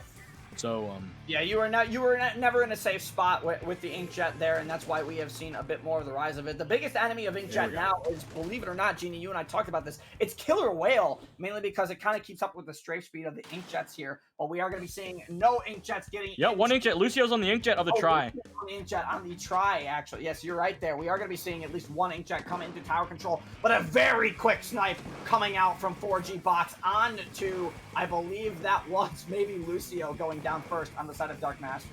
But 2-down situation. It's going to be a fight, an early fight for mid here, and you can see Fluff gets a huge pick onto the platform of Dark Masters. They're able to keep their team in the middle of the zone, but now a little bit of a 2v2 forming around this left stack here. 2v1, unfortunately, is the member of Shiba Gang there goes down. Fluff just not able to survive. Is now the Tri-Strikes coming in. Anarchy trying to find some moment there, gets nobody, and now as Vic goes down on the side of Shiba Gang, it is now finally a 3-down situation here for the side of Shiba Gang, but the flank that nobody expected stopped that push really quick. Yeah, Fluff able to just stay alive and take out 2. That completely neutralizes push, allowing Aniki to get back into mid. We can see that this way is coming out. They know where Lucio is on that wall. They're going to try and get their pro, get some shots out on to Lucio. They're going to try and find this angle. Lucio's got this Inkjet. They're going to be able to use it from high ground and try and get some splats. They are going to get sniped out of the sky by Box. Again, great snipe from Box so far. This is going to be dangerous. We're going to be in a 1v1 scenario. The T-Tech is just too far away to want to try and contest the charger. Oh, but those Tri-Strikes, they might be able to punish the jumps. Huge impact to keep the team alive. Yeah, and it wasn't just a huge impact to keep their team alive there, Genie. It was an impact just to absorb some of the damage from the Tri-Strikes. That way they can shoot off a shot maybe onto the plat of Dark Masters. As now 4K going to try and look for a snipe on the box, but is going to get pincered by the Hydra on the side of Dark Masters there. And I believe the T-Tech sitting behind that stack there. And now finally, Dark Masters has an opportunity to maybe make a little bit of a push, but 2 go down as I say that, Genie. Commentator curse is real, and Vic not Vic, the Hydra on Dark Masters immediately going to jump out there, knowing that 3 of them went down. This map between these 2 teams is going to be about chaos, and normally the first checkpoint here does not matter. But with how the Tri-Slosher and the Wiper and the N-Zap and the Brush all just want to continuously fight, this first checkpoint will be earned. It will be earned by a higher toll than normal. It's usually, Jamin, we see this first checkpoint fall for each team within the first 2 minutes. Yeah, usually nobody's even touched. Yeah, you're right. It usually, well, Dark Masters has at least, I believe, touched that checkpoint. Now, finally, they might be able to start getting some points on there. But unfortunately, no, just going to get forced off by the Inkback and hit the back of the stack. And unfortunately, the Hydra is not going to be able to stay alive on Dark Masters, and that's a full wipeout. Now, finally, Shiba Gang has a big opportunity. This has been essentially the first entire wipeout of the gang. Absolutely incredible push right now from Shiba Gang here, and you're starting to wonder if Dark Master's feeling a little bit of fatigue right now. They hadn't played a match in a while. They were on that bye, Genie, and it might be affecting them here a little bit, I feel. Yeah, it might be as well as the team comps just going not in their favor. Dark Masters, they lost the first checkpoint and they lost the second checkpoint. They also have been wiped out again. This is dangerous. This snowball started rolling, and it's massive now, J-Man. This could take out a transport truck. Yeah, I agree. It's going to be a matter of specials here. They at least need to stop Shiba Gang. They do not want them getting to this 3rd checkpoint. I feel like if they allow them to get through the 3rd checkpoint, it's going to be over. Still trying to stay on the checkpoint. Everybody's there. No way! The amount of patience and courage for Anarchy to stay on that tower and still break the checkpoint, giving Shiba Gang, honestly, essentially what I'm going to call right now, Genie, the game. I mean, there's still a minute left, but that was a huge push from Shiba Gang there, and just the amount of the distraction Anarchy has been able to put out has been absolutely unreal, and it absolutely has Dark Master's phase now, as Lucio finally wins a fight onto Vic there. But look, here comes the Zipcaster once again. Anarchy is being an absolute nuisance, but unfortunately is finally going to get punished. That is a very big pick if you're Dark Masters here. And now finally Dark Masters has an opportunity with a Booyah Bomb at the ready. Unfortunately, 2 members going down. Oh my! The second checkpoint. Booyah Bomb is going to be coming up to the tower, maybe to save the jump in. They are going to be able to save the jump in. Anarchy not going to be punished out of that, and Fluff is finally going to take out the Hydra on the side of Dark Masters. This push it's looking to be over, it should be signified as over. But those 2 checkpoints being gone, give Dark Masters an actual opportunity. There is a fighting chance. The C-Tech cannot fall here. They're gonna jump out, but they're gonna give up so much space control. This tower, it's gonna be able to neutralize itself. Dark Masters, they have one last chance. They've got to watch out though, because Zipcaster in overtime could prove to be extremely difficult. But that's gonna be a trading for the try. This is gonna be a good overtime push that Dark Masters are gonna have to work out here. Yeah, but you can see the Ink Vac is ready on Box, but Box goes down before the Ink Vac goes up. Fluff is in the middle, and they are aware that they just have to worry about Anarchy. A Zipcaster on the tower would be better. The Booyah Bomb, it's gonna be over because that's GG Booyah, and Anarchy was in the perfect position to immediately jump onto it. Shiba Gang gonna be eliminating Dark Masters off there by into top 8 and moving on to our semis.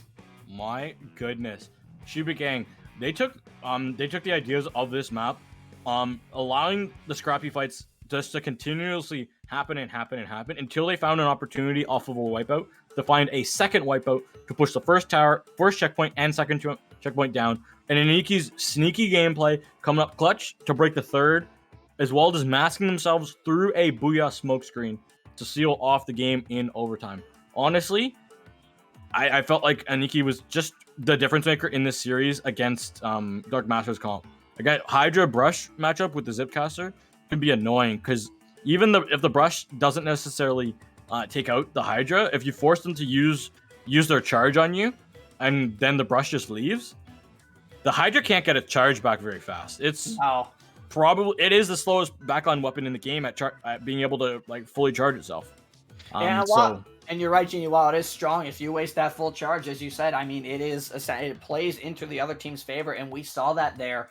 I agree. I think Anarchy absolutely was the MVP of that series. They were just an absolute nuisance, and Dark Masters just did not have an answer for that. And when they thought they had an answer for that, 4G Box, just with the E-Leader scope, was just taking names and ending them before they even could get anything going after that. Yeah. But with that, we are going to be looking... Oh, Rabid. Rabid does come out on top. I did see that match was 1-1 versus My Like Paradise. Velocity versus the British Reckoning. That will be another match to look out for. Decay, we already can see them, that they've moved on. They will be playing against Shiba Gang. Jamin, I believe...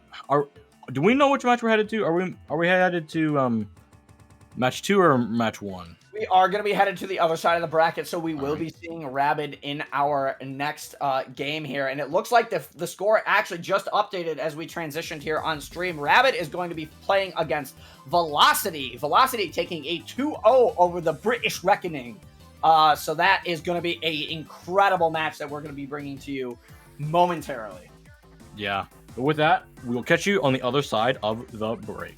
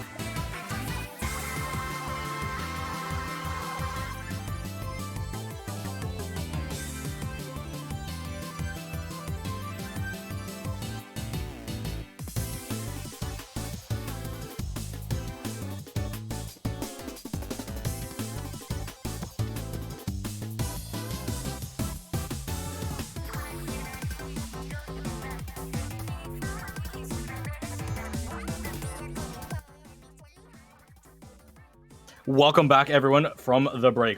Velocity Rabid. This match, J-Man, will be electric. I know we are not far away from it starting.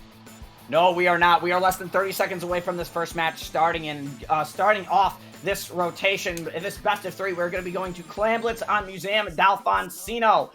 And a couple things about just the two teams that are playing right now. One, Velocity is a team. Well, Jeannie, you know a little bit more about than I do, so I will let you cover Velocity momentarily here. But Rabid, the SAC veteran team, has been on an absolute tear this season, and I'm happy to see them back in the semis here as we get underway for Clamblitz. We're going to be seeing a Squeezer and a Slosher come out on the side of Rabid, and Velocity going to be bringing a custom Jet Squelcher with a vanilla ink brush to this Clamblitz game. Yeah, I'm not surprised to see bronze on their trademark backline role. Their Jet Sculpture has been around and back. It's older than, I want to say, 80% of the Splatoon community, probably 90%. There's a Jet Sculpture alone qualify for the seniors discount. Besides that, love you, bronze. Besides that, it's such an entertaining weapon to watch. The way that it's able to space people out and space players out and allow the team to capitalize off it. It's honestly an art form that only bronze is able to provide us in this game. Yeah, and it seems like they've done a fantastic job about that. With that so far, Jeannie, is the members of Rabid going to be forced to back up here, and the members of Velocity going to be taking a lot of space in mid-control here, but Rabid is going to try and answer back with some tri-strikes here as the Crab Tank is going to be popped on the bottom of your screen there from Velocity. Going to not be broken here, but now Adapt with that trademark bucket looking in with the curves. Gets one, but unfortunately gets taken out by the combination of Bronze, and I believe that kid, who actually they had no idea was sharking there, so did not reveal themselves on that fight against Adapt, and now that kid moving up, trying to find maybe a pick or two on top mid. Not going to find anything, going to be forced to retreat here. But they do spot out Adapt in this corner, and unfortunately, Adapt says, I'm going out on my own terms, as the hammer now coming out for Rabid. Yeah, it's honestly, normally I would say that Rabid has an advantage in Clamblitz with how they've been playing and how coordinated they've been able to show in previous matches. But Velocity's team comp will be able to mess you up with the crazy and weird and wacky playstyles of the Gal with the 96 Gal Deco with the Kraken and that brush, using that Killer Whale to his advantage, as well as Bronze, who's fighting with the Jet Sculpture against a Wiper in the top right of our screen and somehow comes away with the win. 1v1 with a Wiper at point blank range. Bronze be good. That is absolutely insane. It looked like a couple of those vertical slashes were missed on the Wiper there, but Bronze just overextends a little bit too far. Now Aaron on the Squeezer will be able to answer back. The one thing is that Jet Squelcher, I'm pretty sure, just barely outranges Squeezer here, Jeannie.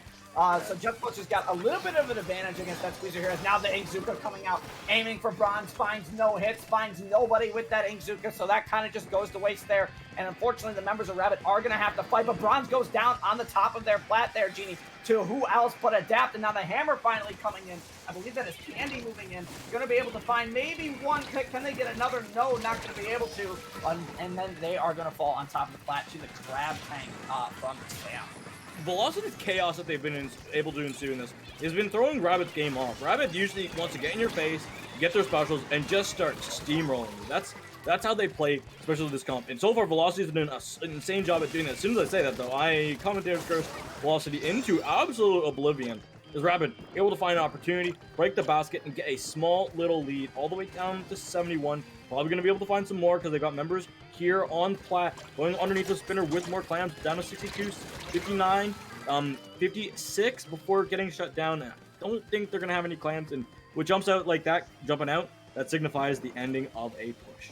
Yeah, but a very good push as well, because now Velocity is, of course, going to need those two power clams to even drop it to 60. It will not be enough for the lead yet, but they did. Rabid did a fantastic job there, Genie, of just keeping themselves alive. They got the clams where they needed to, and that first push, this is against a very competent team, especially with Bronze as that backline. This is this is just a very competitive match overall in general. So Rabid getting the push that they did is still relatively impressive. They backed out when they needed to, and it was fantastic. They're looking to do it again here, Genie, but I just don't think they have the numbers to challenge the plat here at the moment of Velocity, and Candy is going to pay for it. Overextends a little bit as now the tri-strikes come onto the plat, but nobody's going to fall for those now. And now Velocity on the Velocity now pushing forward here, trying to find some picks. A fantastic grab bomb behind.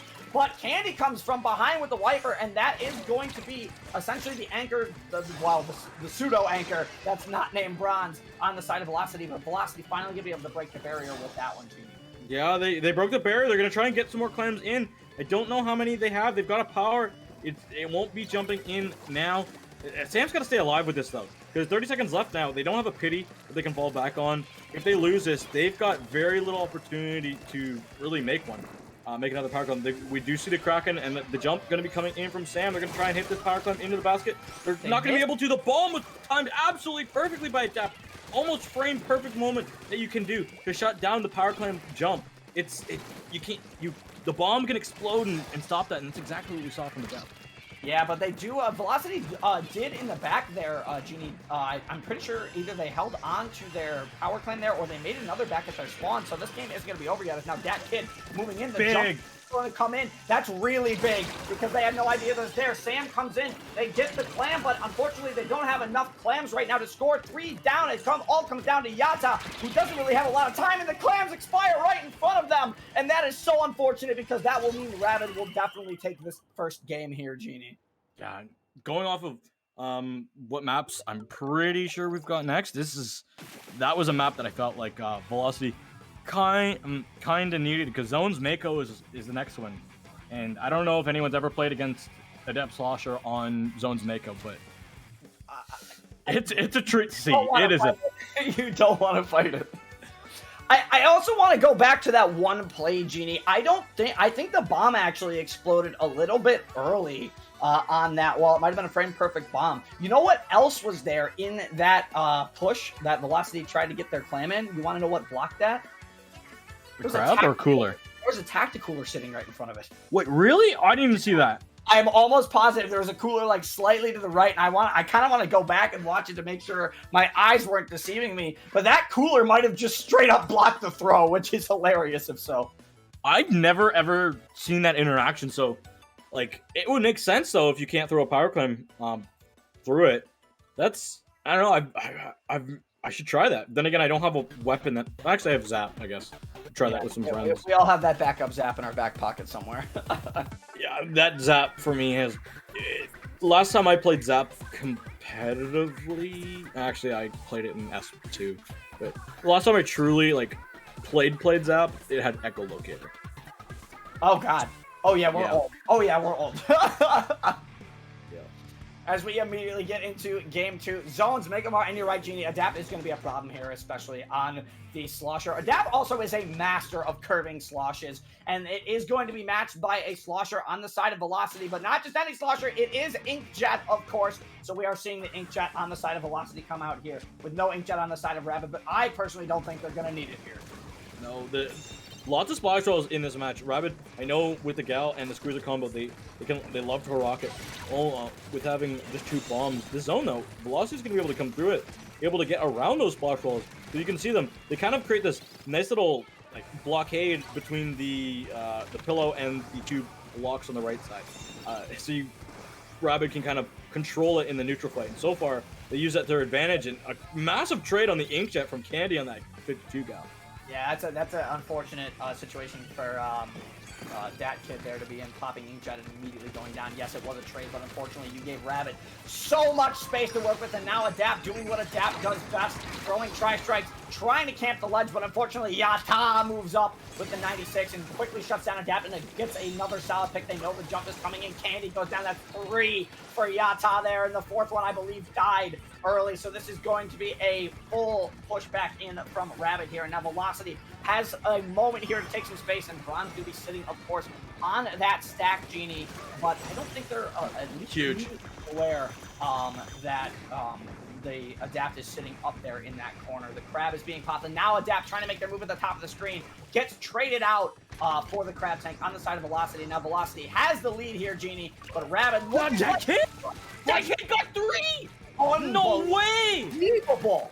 Did they get 4? I think they did. They might have got 4. It was just Bronze who's trying to like dodge away from the Zuka, but that kid had. I believe they jumped back in and were able to just get 3 of Rabid. They didn't expect them to be there. This lead is going down. Velocity. They can knock us out. Candy's gonna have to run his own. Adept got those tri-strikes. They're gonna have to paint over this for the velocity, and they're doing a good job. Candy cannot die in the zone right now. They've got to paint it. But with a gal, you can't really paint that fast. And Adept goes down. Velocity comes up clutch on a map that I had no faith that they would win. Yeah, I'm with you on that one there. They absolutely locked out the members of Rabid there.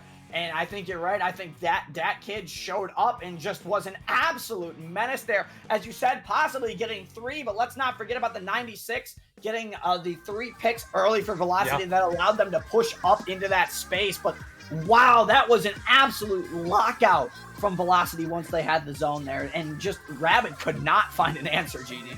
I wanted to go back to Yatta's triple. They got that amazing triple and had Kraken, so they pushed up on the left side over by glass to that Melons block onto the snipe ledge out of spawn for Rabid, and forced Candy to like go on a little bit of an engagement fight, and they popped Kraken. Yatta popped Kraken and chased Candy into mid. Candy dropped in mid and didn't get taken out by the Kraken, but was taken out by the rest of the members of Velocity. The rest of the members of Rabid waited around, sat there.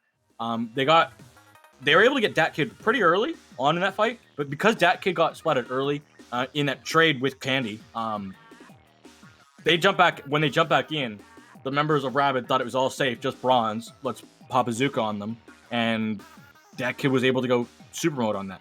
And I wanted that story was to say, like, even though Kraken didn't get the kill, it caused a snowball effect of staggers, which by baiting on a member of Rabid into the entire team of Velocity was phenomenal. Yeah, that's really good team communication there, and you're right, a good chance to stagger Rabid off their game, because Rabid, it plays their best when they are able to take all their 1v1 fights as 2v1s, as we've seen them do time and time again here in SAC, and Velocity just had an answer to it that time, and causing a disruption, as you said, Genie, was the answer here as we get into Game 3, which of course is tower control on Sturgeon Shipyard, one of the most staple maps and modes we've been playing for 2 games now, and looks like we're not going to be seeing too much of a comp change out of the side of Velocity, but on the side of Rabid, we are seeing a little bit of a comp change. We are going to be seeing that Rapid Blaster come out for Aaron. As somebody who's an avid Rapid hater, Power Blasters are better. I have to say this is a disgustingly good Rapid map, and I know all of my LAN friends who like Rapid are no longer going to be friends of mine, but that's okay. Rapid is fun. That torpedo plus inkjet combo of the splash damage, it's able to just fit in where machine left off. And it looks like Adapt gonna unfortunately go down in a trade here, forcing Aaron to back up. Aaron did see one on top of the spinner there, and they are gonna use a torpedo to answer that. Fortunately not gonna find the kill, but here comes that inkjet, finds 1. Gonna maybe be able to find 2 here, absolutely finds 2. Looking for the 3rd in a midair shot, not gonna be able to find it, but it is the members of Velocity, I don't know if you noticed, decided to cancel his inkjet just to get that checkpoint out of the way, and honestly, I can't blame them. Sometimes the first checkpoint on this map, Genie, can be one of the hardest ones to break. Yeah. Massive play, because like first checkpoint here is good. Like it's 12 seconds. It's a long checkpoint to break through, and using your jet the last 2 seconds of your jet to break those last 2 ticks of the checkpoint, phenomenal play. Securing objective is way more important than securing an extra kill. Yeah, and the rain there, able to shut down the Candy?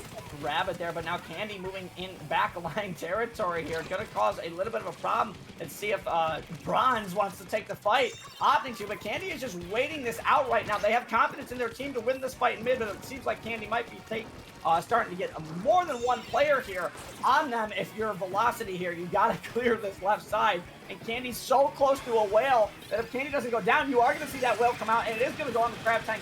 Combine it with the tri-strikes, and this crab is not in a good spot. My Candy, goodness. what a fantastic wall. Candy has been a menace up in this corner, Genie, and finally goes down. But it took all the way till Rabid got to 38 points. Yeah, that distraction took 3 members of Velocity, 2 or 3 members at like per fight off of Rabid. The entire time that we were watching that, the tower rolled down to 38, got through the first checkpoint, and rolled its way just shy of the second. That was an insane wall stall with Killer Whale and Creefield out of the side of Candy. Yeah, that was a fantastic play from Candy there. Now Aaron looking for some inkjet action here. Gonna pop it, looking for the pick on the Yatta, who's gonna pop Kraken, and probably, unfortunately, Campus jump. Yeah, you can see it waiting right there. Oh, you can see though. No, you can't use Kraken. Miss the jump and then fall into the void. No. You can't miss that though.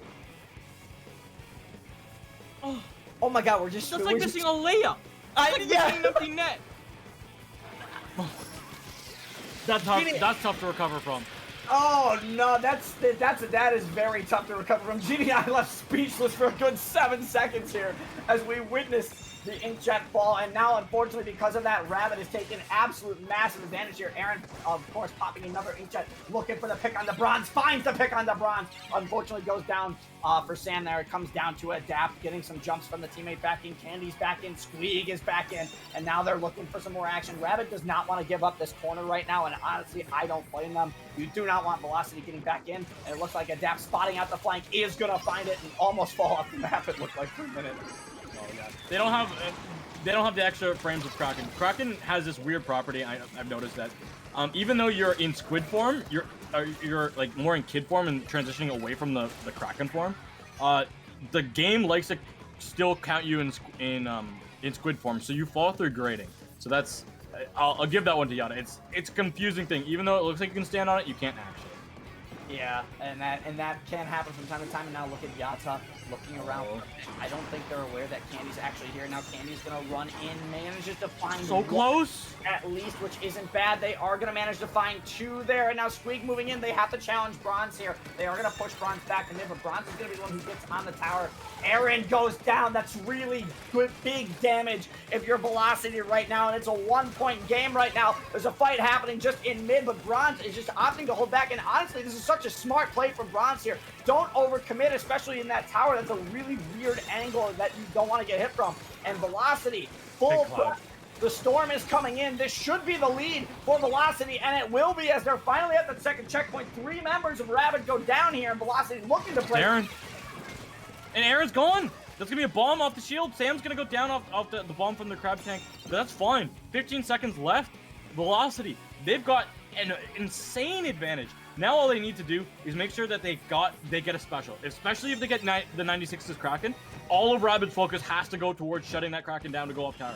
Because I agree. Yeah, this could be dangerous. Overtime. Rabid, to stay alive in this tournament, they got to come up big here. Yeah, and that Kraken will come on the tower quick, so they have to do everything they can. They really can't hesitate. The 96 is playing as far back as possible, so they have to kind of be careful. That kid moves up, gets the pick on the Squeak. Candy needs to get on the tower to recover it. Not able to quite yet. Finally gets on the Kraken's on the tower, and unfortunately, that is it. Just like that. That's all it takes. It took so much because Rabid, I saw them pop an inkjet there, and I'm thinking, if you got an inkjet, actually, then again, the Rabid was the one who was using the inkjet, so Rabid can't really do too much to like stop a Kraken. You need your high fire rate weapons to shoot a Kraken off tower because you're gonna need a lot of help. And the Tri-Strike's not able to shut it down in Velocity, using that advantage that they had, getting the pivotal second checkpoint of this map down in that last 30 seconds, allowing themselves to play off of specials. That's how they're able to secure themselves this victory, and that's a massive victory because Rabid coming in here is the favorite. Going down. I know Rabid's not going to be too pleased not sitting in the grand finals, but Velocity, huge props to them to come back after dropping the Clan Blitz Museum game where I thought they had to win. Yeah, and unfortunately they just weren't able to do that. But Rabid will be, of course, playing for 3rd place here as we wait on the score report from Shiba Gang versus Decay. That is, of course, going on right now, and that will be our grand finals match. Whoever wins that is going to be facing Velocity in a best of 5. And I really got to stop voting on teams in the Twitch chat, Genie, because I feel like I'm cursed. All 3 times I've done it today, I've lost.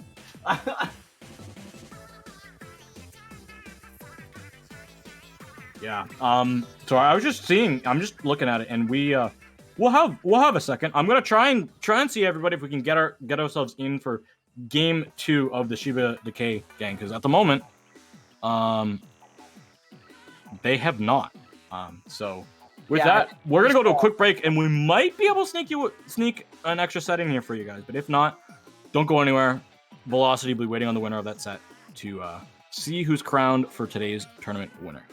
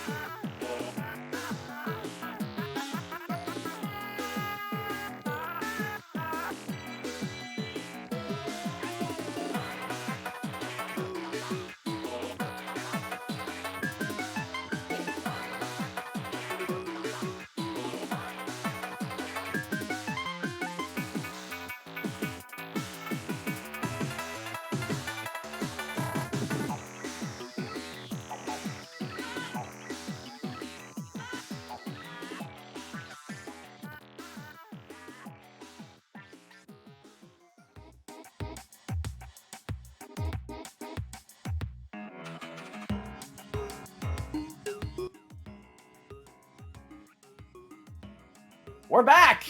And we're actually going to sneak in the other side of the bracket here, Genie, as Genie was behind the scenes after our last game there and managed to sneak in to our other half of the bracket. So we are going to get to see who will face Velocity here in the grand finals, but we're going to be bringing you Shiba Gang versus Decay. We are going to be immediately going into game 2, so what you need to know is that Shiba Gang is ahead 1-0 in this best of 3 as we move once again, Genie, to Mako Zones.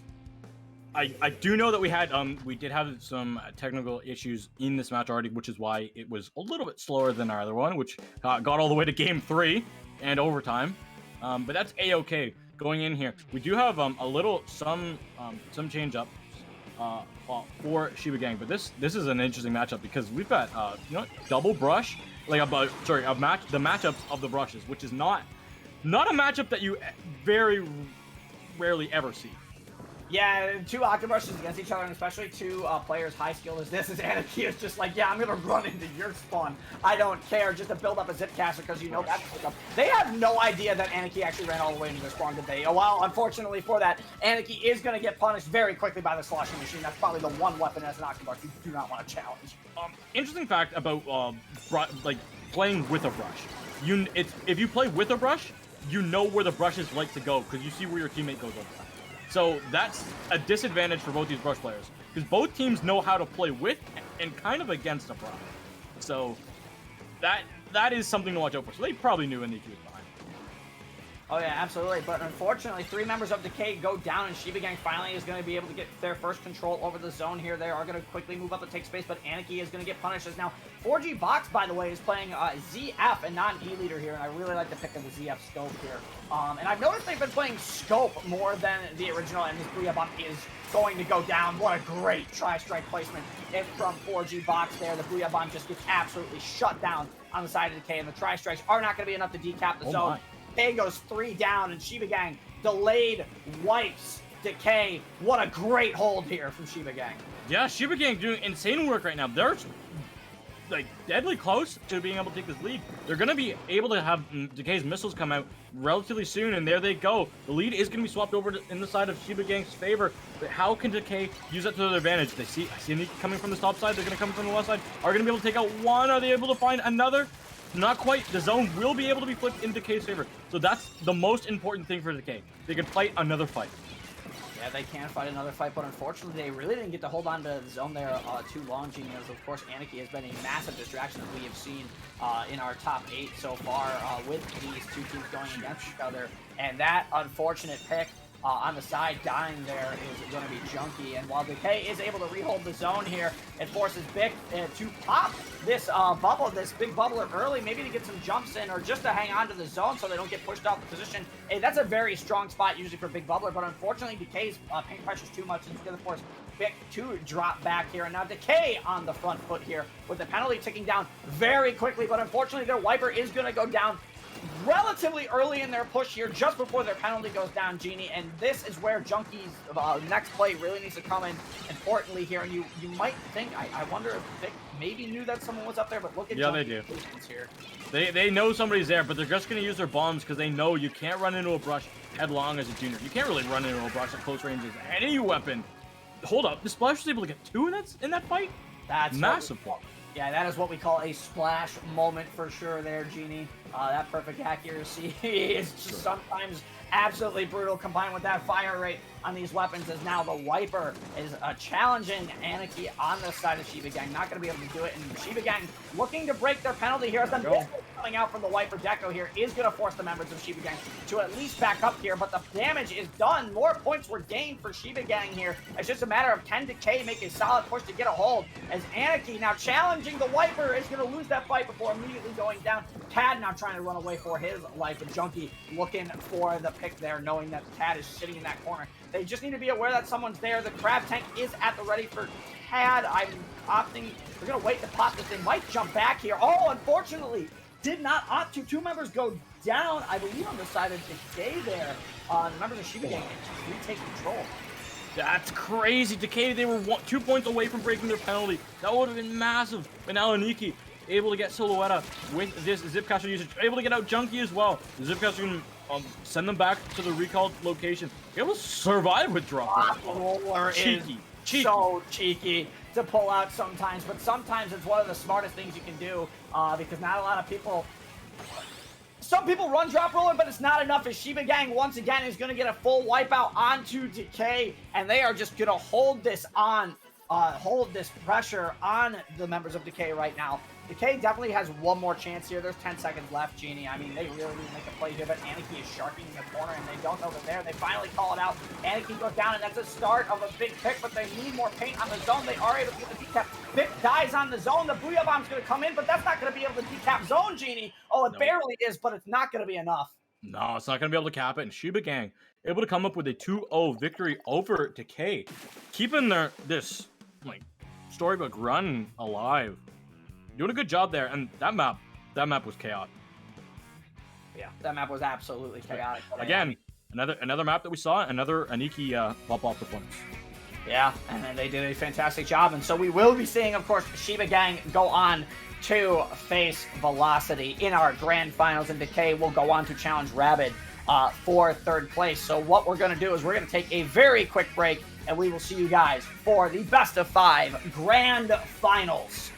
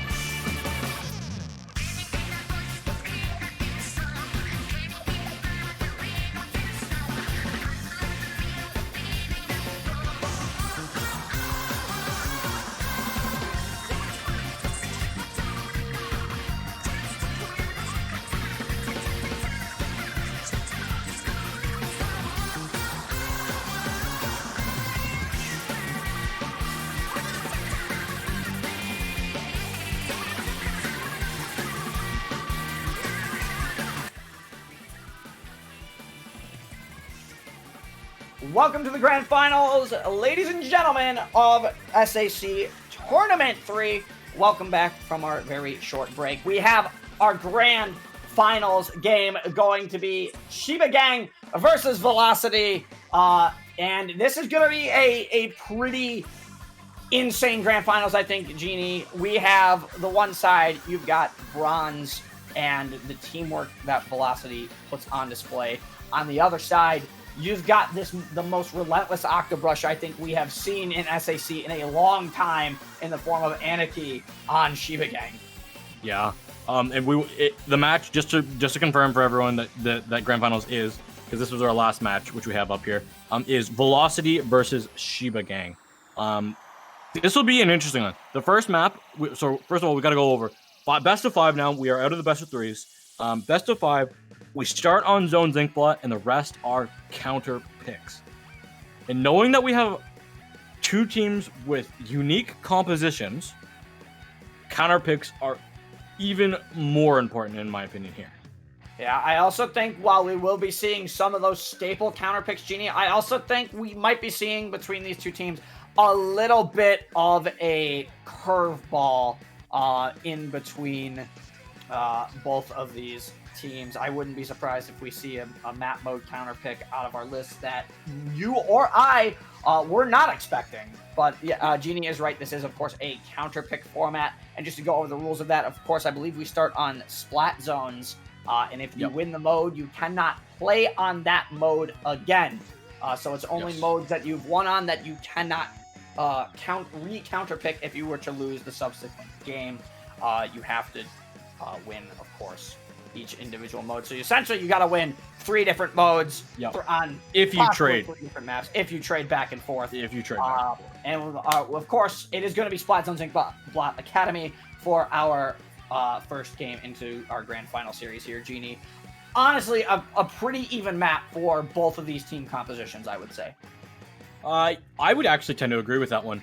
There's great spots where the members of Velocity can use the range weapons of that Gal and the Squelcher, Jet Squelcher combination from the plat and from top mid and from different angles, but also any Zipcaster weapon loves, like, if we look at the screen that we have right now, you see that giant sign, that squid sign that's gray on the wall up high. You can Zipcast on that. Oh, yes, you can. You can Zipcast on that, and I can tell you right now that Aniki will use that to their advantage. Yeah, I honestly love that spot. There's been times I've Zipcasted up to that wall and just dropped on people with, like, the Splatana stamp or Octopi. It is one of the most fun spots to Zipcast to. As we get underway here, we are going to be seeing the Vanilla Ink Brush come out on the side of Velocity in the blue, and once again, the ZF Scope on the side of Shiba Gang here in the orange. Is a very early Crab Tank pops for Shiba Gang. You see Box trying to find the shots down, but aiming directly below you as a charger is next near impossible. I commend you for going for that shot there, Box. Yeah, those are always tougher shots to make. Aiming down in Splatoon in general, I think, is hard, Genie, but Velocity already making their presence felt here as they are able to get control of the zone, but Aniki comes in with the Zipcaster, and Yata shuts that down very quickly, and Bronze just able to hang on to the zone with Yata. And personally, I really love this the play they have, this composition they have with the 96 Jet Squelcher. It really puts Shiba Gang on, like, the back foot with these long-range threats. It makes it really hard for them to push in, as Yat, with the edge of the Kraken, picks on Aniki. That is a huge splat there if you are Velocity. Yeah, Box, there goes those tri-strikes. Good tri-strikes, 2 of them together. I think they landed on each other. And Shiba Gang, they weren't able to go off of that. Velocity able to pan over them just so easily. Bronze has to stay alive from this Crab Tank. The zone, it's so big to neutralize. Shiba Gang, they're gonna have to go in. Your splash and your zap are gone. There's no way you're gonna paint that. No chance in heck. And Velocity, absolutely steamrolling Shiba Gang on our opening map here. Yeah, I mean, I felt like there was a chance where both these teams could be really even, but Velocity just went to show there that they, at the moment at least, had the better aim for that game. That was incredibly fast. Once Velocity had the zone, there was no looking back. And that pick on the plat from Yata, honestly, I feel kept that push going, because that Kraken missed, there was going to be at least 2 alive on that plat instead of 1. Yeah, and it being Aniki as well, who I'm pretty sure was deadly close to having that Zipcaster ready to go, meaning your Chaos, your Scrapper, your Engager being out of the fight with their special on a map like this, it's difficult. You'd have to have your Zap find, like, a bomb, some bomb splats, or Box find some shots. That's the thing with having the Zap and the Splash versus a 96 scale is, besides bombs, those 2 kind of lose to the 96. They paint really well, but being slowed down by Toxic Mist and Brush and the opposing Splash on the side of Velocity, it's difficult for the short range shooters. It's difficult. And we see the counter pick come in from Shiba Gang as well. We are going to be going to Rainmaker's Scorched Gorge, which, honestly, they're probably picking this to give 4G the opportunity to go back to E-Leader, I would imagine. Yeah, but like, if you're gonna pick a map to go back to E-Leader to, I would never ever recommend Rainmaker.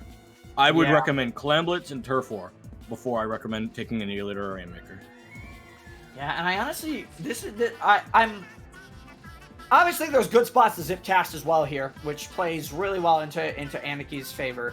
Yeah, Rainmaker's a weird choice. Like, I'm rocking my Rainer on this game, man. Yeah. I don't know. I love Scorched Rainmaker. Don't get me wrong. It's an entertaining map when we get down into those 20-point areas.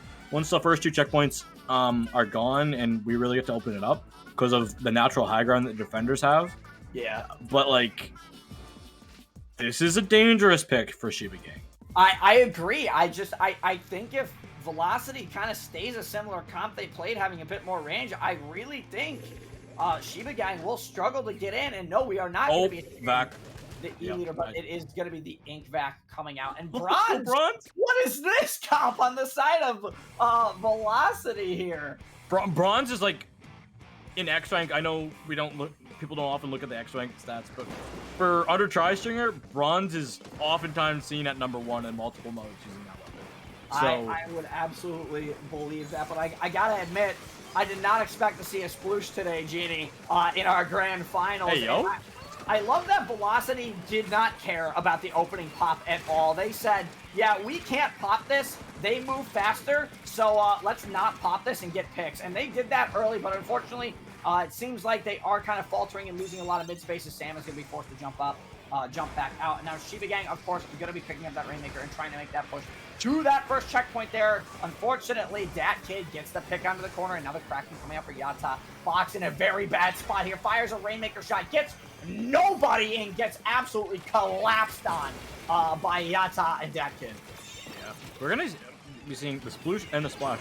Try and make as much paint control as possible, because 96 and Tri-Stringer do not paint well. Like, the 96 gal is probably, of all the shooters, the worst painter. And I don't think it's even close to see who second is. Yeah. And now the members of Velocity finally getting their opportunity maybe to start a push up here. It seems like there is some trouble more toward that cage snipe area right now that the members of Velocity are trying to deal with, but unfortunately Bronze gets stuck in a pixel link, and you hate to see that. Bronze was just not able to move out there. And the members of Shiba Gang getting another pick early. 3 of them now on the left side of this map. They're going to pick up the Rainmaker and potentially move here. Aniki moves in with the brush to find nobody. Yata out again, though, once again with that Kraken. Has been a little bit of a nuisance as Shiba Gang opts to go up the grates to avoid the Kraken, but unfortunately the problem with the grates on this map and that push in general, Genie, it's not safe at all. The ballpoint players would like to disagree when you have run speed, but if you do not have any run speed or a NZAP who's giving you or any weapon that's giving you tacticooler, the grading is not somewhere to be. As I say that, the sploosh takes it and are instantly gonna leave it. They have that ultra stamp ready to go. They're gonna try and find some opportunity for the team. They get 1, they get 2, but they have not got box. They did not get box in time. They will be able to find that splat. But the Rainmaker, it's sitting there, and there's no way that Velocity can get there before the members of Shiba Gang are ready to defend. They will get the lead though. That is something. Yeah, that is something, and no checkpoint has fallen on either side yet. I mean, this is one of those maps where sometimes breaking that checkpoint is relatively difficult, and it seems like we are having a bit more of an even matchup, Genie. I know we were talking about the Shiba Gang having maybe like this was a very questionable pick, but honestly, right now with their comp, they're not doing a bad job of that at all, and you do have give Aniki a lot of space to move around with that Zipcaster, a little bit of cover, so the brush can kind of move around and do what it wants to do. As we do see that Zipcaster come out, and Yata is going to try and challenge it. It looks like 2 members are going to go down, 3 members are going to go down. It's and dies, tries to jump out, but gets a bomb thrown at the splash wall. This should be a free break of the checkpoint for Shiba Gang here. Yeah, hard-earned break, but they will be able to get it massive. This map, it really doesn't open up until you get that first checkpoint. And surprisingly, it took so long. Yata's going to go through this with his Kraken and be able to shut down this push from Shiba Gang. just gonna be Bick, who's trying to go for the Rainmaker, trying to be sneaky about it. But that kid, they smell it out and they sniff it out and they know not to fall for that trick. But somehow, okay, fine. I was gonna say, how are they still alive down there? Yeah, Bick's just got some good movement there. Unfortunately, Shiba Gang looking like they want to make another push early. They're just going to be looking for a couple picks here. Sam popping the crab tank on the right side of your screen there is going to go down. There's a 2-down situation now on the side of Velocity here. Unfortunately, the members of Shiba Gang are not in a position there. They thought someone was there in the pit for a minute and then realized they might have jumped out or moved. Now that kid coming up with the hammer gets shut down immediately by the Octobrush there in Shiba Gang. Looking to maybe go across the grading here. At least Anarchy is really close to another Zipcaster. Actually, no, only about 50% to another Zipcaster. And the vac gets popped as well on the side of Shiba Gang. No one had the Rainmaker when that vac got popped, so I wonder if that was more of a situational back, or if it was just to take a little bit of space there as the Rainmaker pop, of course, will kill that the sploosh again on the side of Velocity. Close range bolt. Braun's able to get 2 with point blank tri-stringers. That's crazy. I don't know if Sam knows that there's somebody below them. I think pretty sure there's somebody below them. I think they Yep. It was Aniki. Aniko's still there. They're able to get a trade, but you need a little bit more than a trade. This is dangerous for Velocity though. They want to get this Rainmaker. They want to push it, but they have to watch out because if Box is able to hit that snipe, this game is over, and there's no time to pop that Rainmaker shield. Yeah, there just wasn't enough pressure there on the top. They really needed to force Box out of position there to even push up the Rainmaker. And I'm pretty sure you can probably hear it in Velocity's voice chat there, at least from the Rainmaker carrier's perspective, you got to pressure this Charger. And unfortunately, it just didn't happen, Genie. And it might have happened too late. And Shiba Gang will win their counter pick. So once again, Velocity takes their pick out of, well, the 3 remaining modes. If they wish to, they could go back to Rainmaker. But if I'm Velocity, I'm expecting a tower control, honestly. Maybe a clan blitz, but I want to say tower control. I don't know. I feel like they could go to Rainmaker. I do. I honestly do. It's like I feel like an undertow could be something we could see. I could also we can't see zones from them. I thought zones Umami might be something good because Umami doesn't allow you to do anything with any great Zipcaster spots. So, but Umami can only be played on zones. Overall, I'm looking. I don't know if you want to take them to Mako. Manta's difficult. Yeah, Manta's. I guess you could take them to Museum. That'd be Clams or Rainmaker. And unless you want to go back to Scorch on Rainmaker or Clams, which I don't. We are allowed to do. We're allowed to play the same map, but not the same mode. Correct. Well, technically they can't play the same mode if they didn't win on it. Yeah. So they could pick Rainmaker, and if they wanted to, yeah, they could take it back to Scorch. Seems like we are taking a Haggle, yeah. And we are, of course, going to be getting tower control. I thought we were going to be getting at least TC Haggle or maybe even TC Sturgeon there. I'm pretty sure both are on our map list there. I'd have to look again, but I'm honestly not surprised by this pick. However, I do think that this is, again, going to be a pretty even game. I mean, you are giving 4G the opportunity to bring out a sniper, bring out the Charger, and play on the glass. Again, and that is something Velocity is going to have to be aware of, and they are going to have to address because they can't let what happened last game happen in this upcoming game, Genie. Yeah, they did struggle to get Box out of position, but I feel like Velocity knows what their strengths can be, and is the fact that they don't want to take they don't want to fight the brush in the close quarters. They'd rather fight the Charger on the long angles. It's a hard thing to do because it's either you have all the sightlines in the world or you picked a Eeltail alley. So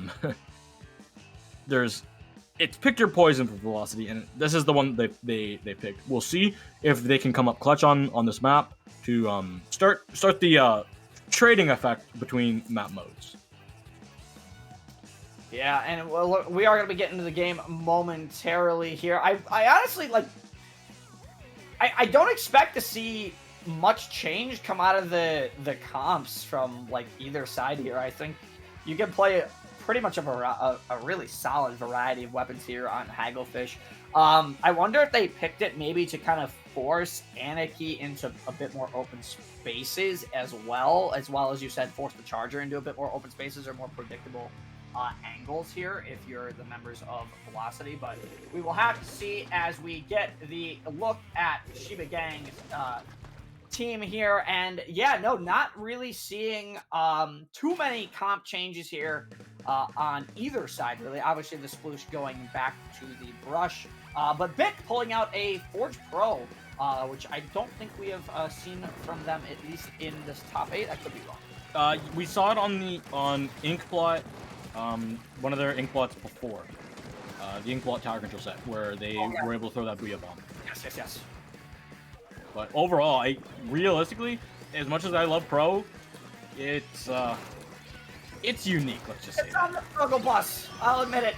As someone who plays it, it's a bit on the struggle bus. Some weapons, there's a lot of weapons that do its role better, but Pro is one of those weapons that's very easy to pick up and play. It could also be like more of a comfort pick for Bic, and honestly, that's a really good thing as Bic gets 2, as you see in that corner. Looking for the 3rd, unfortunately not going to be able to get it, but it Team's looks there. like, yeah, Shiba, the team is there, and unfortunately Sam is going to get out, but Cad just able to force the jump out of the members from Velocity here, and already Box sitting on this tower, and now this is where it can get really dangerous. Going for the crab, unfortunately, scoped in, and you realize too late that the bomb was there, and just like that, 3 members, all the members, go down on Shiba Gang, but the tower does have to reset into mid, so this is Velocity's time to push up, and they are going to try and take some space here, as the tower now is going to be ridden by Bronze here. I'm losing my voice a little bit here, Genie. Yeah. Well, Yada's got this cracking, but they can't really go push up against the splash on that close range of the uninkable canopy. Don't want to run into that Booyah Bomb, or you're going to get splattered by the Brush. Anika goes down in that fight there. We're going to see Bic forced back by the longer range weapons of the 96 skill and the Jet Sculpture. Chat on this top left side, trying to pressure this tower. Tower has made its way through the first checkpoint, but looking towards the second. Aniki, they have to get some spots in the tower. They get 1, but they aren't able to get 2. Crab, huge by Cad here. They're going to be able to find Yada as well. It's just going to be Decay, who's just chilling up here with the Brush, but they are going to be found out by their opposing number in Aniki. Oh, and unfortunately, it looked like they were going to try and jump out, but there might have been like a misinput of clicks there. You could see it was a little bit slower than some of these other players, like we've seen a little bit of a higher level kind of jump out really quick. It happens, everybody fat fingers the button from time to time, and now Shiba Gang finally being able just to reset to neutral, but Velocity's push, honestly, Genie, was very solid. No one is aware, though, I believe at the moment that Anaki's back here, so this is going to be really dangerous. If you're the members of Velocity and Anarchy finds 1, finds 2, is maybe going to be able to find 3 here. No, the wall is going to save them from at least finding 3, as the 2 remaining members of Velocity are going to be forced to back up, and Anarchy just overextends a little bit too soon. Yeah, Yada, with that 96L, they are going to be able to find a second splat to their name. They know exactly where Box is on that left side of our screen, going to stay alive. Aniki running their way back through mid. I know that Bronze has that sense that they're up close. And huge play by Shiba Gang to take out Yata, who's just chilling a little bit too aggressively by themselves. Yeah, and Bronze does have the rain at the ready, so I would expect to see this get thrown at the tower almost immediately. That way, Box takes the damage, and as Box tries to jump out, falls, so that is going to at least stop the tower temporarily for Shiba Gang's push, as the Zip Caster gets popped out. All of the specials actually getting popped for the members of Shiba Gang there, and they just weren't even able to get back to that first checkpoint, Genie. Velocity is doing a really good job of keeping the pressure on. And look at this pressure they're applying on Box here. This is something that we said they needed to do, and they are just constantly throwing burst bombs up there, so Box at least can't get comfortable up there, as Box does manage to find 1 there. Yata, oh, somehow he got the damage, but didn't find the pick there, unfortunately. But they got a splat out of that. They somehow were able to find a splat scenario. And that's the thing with this map. It's like, oh, it's got good, great long sight lines for the Charger. But there are very few places where the Charger actually has safe high ground. So you're very predictable where you're standing. Those places are really good, but overall, it's pretty hard. We're going to be seeing first checkpoint under congestion, under a minute remaining. Shiba Gang should be able to get through this. Dangerous thing for Velocity. They have gotten to the second checkpoint, but they have not gotten far. They've not gotten far at all, and I love Bronze's positioning here, as now Bronze will have to fight Cad up closer to the Crab Tank and top. Bronze is forced to back down. Unfortunately, gets forced into the corner there, and this could be the lead for Shiba Gang here. And it will be the lead for Shiba Gang here, as now Cad just gets 3 more additional points, and this comes down to Velocity making a very solid pushback here. They need to keep Anarchy down. They cannot let the Zip Caster come through. But the other thing they also worry about is, of course, that GG Booyah Bomb on the side of Shiba Gang. They need to make sure that Forge stays down, or they're not going to be able to stay on tower here, Genie. And Anarchy does go down in the back, and they do manage to find the pick on the Splash, but still no pick on the Forge. It's gone! They did! They got the pick on the Forge, and that's absolutely Tri-strikes. huge. The Tri-Strikes do need to come out here. Bronze gets picked off the tower. The Tri-Strikes come in. Someone on the members of Velocity need to get on the tower, and no one does fast enough, and Shiba Gang steals that right under Velocity's nose. That's crazy. And Nikki, again, they're all actually this time they were able to go top left underneath of the colored canopy. They were able to get 2 spots with their brush, stay alive, and use the cover of the Tri-Strikes. That third Tri-Strike was the last one that was there, and that's exactly what Nikki used to be just free and the only one left on tower. I swear they were 1 HP. There was no hit points left on that Inkling. So being able to stay hidden in that Tri-Strike and protected so that nobody on the member of Velocity was already sitting on it, that's easy and free for them. Huge steal, J-Man. I have to agree with you there. Yeah, that was a very big steal for Shiba Gang, because now Shiba Gang, of course, Genie is on, well, tournament point here, essentially in our best of 5 grand final. But again, it comes down to Velocity's counter pick, and I really did like the tower control Hagglefish pick. I thought it was good, and it seemed like they had the counter push going. They knocked out all the specials with the exception of the Tri-Strikes, but they just weren't able to push it and hang on to it long enough here. So I wouldn't be surprised if maybe we see another tower control map come out of Velocity, but I don't know. I'm open to maybe a Clan Blitz game. Maybe. Yeah, that's risky. That would be a risky one, but I feel like Velocity, they definitely could do it. They proved that they were strong on it, and they are going to be going to actually Clan Blitz on Mako Mark. I think they're going to want to get that kid onto the Tri-Slosher. I think that's what they're going to go for. I agree. I think that kid will be moving to the Tri-Slosher here. Of course, they are going to be having to worry about Anarchy here, but Clan Blitz Mako Mark, such a staple stage. A lot of options, a lot of ways to push on the map, a lot of ways to keep your opponents locked out. And if the members of Velocity can keep control over the, that little drop on the side of Shiba Gang, Velocity will have a very solid chance here, especially if they bring out that Tri-Slosher. But of course, the Octobrush from Anarchy that we have seen on the side of Shiba Gang has just been an absolute menace over these ledges as well, and on maps like this, Genie. So it's, I think, a pick to possibly throw Shiba Gang off. But I do think between both these teams are really comfortable with this map mode combination, so it is going to come down to just execution here. And for Velocity, they need to be focused on this game in front of them. Same with Shiba Gang. I know Shiba Gang has an advantage now with being able to have Game 5 as their counter pick, but you want to stay locked in as a competitor to make sure that Game 5 does not happen if you're Shiba Gang. And for Velocity, focus everything you have into this win. Pretty much, if there was internal chaos going on in that last game with how close and how tight it was, make sure that's dropped. Make sure no unnecessary baggage is taken with.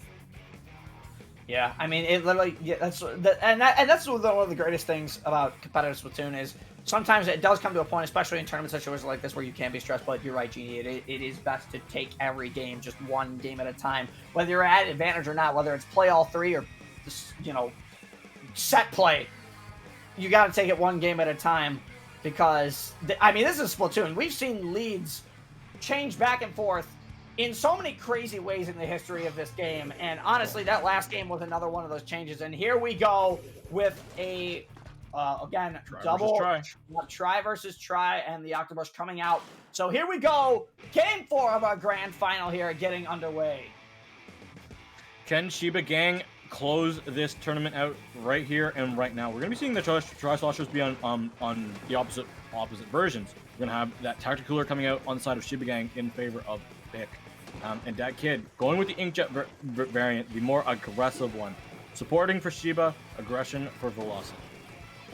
Yeah, Yeah, and unfortunately, it looks like the members of Velocity are already losing control of their stack here, but Sam manages to find the pick there. They manage to get 2. Vic is now overextended in the mid. They find the pick. Oh, no, Vic is actually the last one alive. The Charger gets picked out, and Vic is just going to be forced back. Gets rolled over by the end of the Crab Tank, and Velocity going to just get absolutely able to get that first score there, but unfortunately they're not really going to be able to take much more advantage of this as the members of Shiba Gang are coming off their spawn really quick, and unfortunately you gotta be looking forward when there is an Octo Brush on the field. You gotta make sure you know where they're coming from as 2 members of Velocity go on. Yeah, Aniki underneath of the goal knows that they've got their teammate going to be able to jump in with those power climbs. Yada trying to prevent Aniki from going to top right, but they did not continue to do that. So they let Aniki get that high ground. That kid has to watch out because they're going to try and punish his tech cooler, but taken out by Aniki. Trading scenario. More climbs are going in for Shiba Gang. They still have their Charger alive, but they're so far back. Yeah, they're so far back, and with that comeback, of course, that is going to be the end of the push there, Genie. And it looks like Velocity already made an additional power clamp, so they do have that extra power clamp at basket if they do so choose to get it. And now Aniki with the Zipcaster moving in, trying to pressure Bronze, and not going to be able to do it as the assist is coming through with Sam as the Crab Tank gets popped over on the snipe side of Velocity there. Sam going to be the one to grab the backup power clamp, and that is essentially a delayed 3-down situation. 3 power clams now in play for the members of Velocity. I think there's a little bit too much of a stall here going on, Genie. They could have at least gotten 2 there, and they chose not to. Huge! The Vac just absolutely destroyed that kid's inkjet, using like every single amount of the inkjet shots and the exhaust. So then it just got sucked up, allowing Vic to come in clutch with just, 2 sloshes and taking them out. Massive team coordination play there. Yeah, and Cat, you noticed that the Crab Tank got popped there on the stack of Velocity. Cat was just sitting on the wall the entire time as 3 members now of Shiba Gang go down again, but there is no clam in play at the moment for Velocity. It seems like they are just going to be holding on to these clams, at least at the moment. And now Bronze going to be throwing the rain over onto that snipe side there for... maybe just try and get a power climb. They are going to be able to get the power climb, and they are going to be able to get the lead, but unfortunately 3 members of them go down in the process, and this is going to allow Shiba Gang to really push up early as Sam, a bit more of a short-range shooter, the last one left, and Shiba Gang going to be taking a lot of space, get a very early power climb in, and possibly a second one here if Vic is able to move up, but it seems like this push is being stalled a little bit. Vic going for the jump, not able to get it, unfortunately, Genie, but they do get the lead back.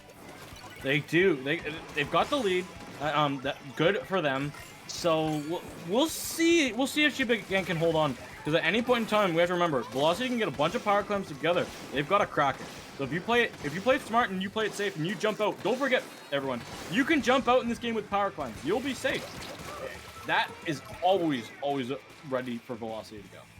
Yeah, I love that addition. You don't lose the power climb upon the super jump back. Unfortunately, as 3 members once again of Velocity go down, Shiba Gang already wanting to push forward, but not really taking a lot of space because it just seemed like the members of Velocity were actually off of respawn faster than I think they were anticipating here, and now they have an opportunity here with a minute left in the clock. They do have to take the lead. Yata is going to be coming up onto their street here, maybe trying to find a pick or two. 2 members go down. Yata squid rolls back into the bomb, which is really unfortunate. Yata going down there was going to be the start of the push for Velocity there, but they still got a little bit of time left on the clock. They just need to get a power clam here, Genie, which is something they currently don't have. Yeah, definitely need that, because that is objective, and without objective, you can kind of not win the game. That Inkvac is going to go out, and it's going to be able to get Yada. Wow, what a trade. Big hitbox on that. Just going to be Bronze left alive here. Shiba Gang, they're going to go pushing forward, but they forgot to get their power clam. They kind of let it despawn. They will have a pity, and that's what they're going to be using. It's going to be on its way, jumping in, throwing into the basket. Box falls, but I think that's okay. And Aniki trying to run forward. They're going to fall. Another power clam is ready for Shiba Gang. 12 seconds on the clock. Shiba Gang, they're going to have to defend here. They're going to have to defend now. God, can they stay alive? No, they won't. One power clam and 1 regular clam it will be the win here for the members of Velocity, and they're easily able to do it, Genie. And we are going to a Game 5 Grand Final once again. I love SAC for this. So many Game 5 Grands. I love it. Yes, very. I honestly, every time I commentate Grands without you, J-Man, no Game 5. Every time I commentate with you, Game 5. Always happens. I love it. I guess that's why they put us on here. Oh wait. Oh wait. Oh wait. I did that. Wait, I did that this time. Yeah, that was you. But yeah, my goodness. Looking at this, we can't go to Rainmaker. We can't go to Tower Control. We haven't been officially trading back and forth, but we've seen every mode.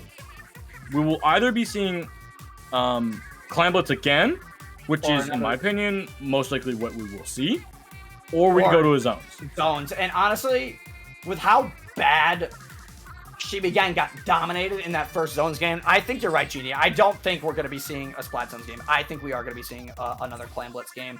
It comes down to the map, honestly. Did they go back to Mako? Do they want to go to Manta? I don't. Do they want to go to Museum? And I'm not 1,000% sure if they can go to Scorch, but Scorch is the other Clan Blitz map. Correct. I'm pretty sure it's in our pool, yeah. Pretty sure Scorch is in our pool. Yeah, it's on the pool. Yeah, I'm interested to see where Shiba Gang goes, because this is tournament point, so this choice is pretty pivotal. Because either way, one of these teams is going away with the SEC Tournament 3 champions on our way to our top 8 tournament, which of course is double elimination, and that is we got one more tournament after this. We got tournament 4, which I believe is in 3 weeks, because SAC is making room for Low Ink, and I think there is, I forget the other tournament that's going on next week, but there's one going on next week, and then Low Ink is the following week. So we'll be back, I believe, at the beginning of, no, actually the very last weekend in July.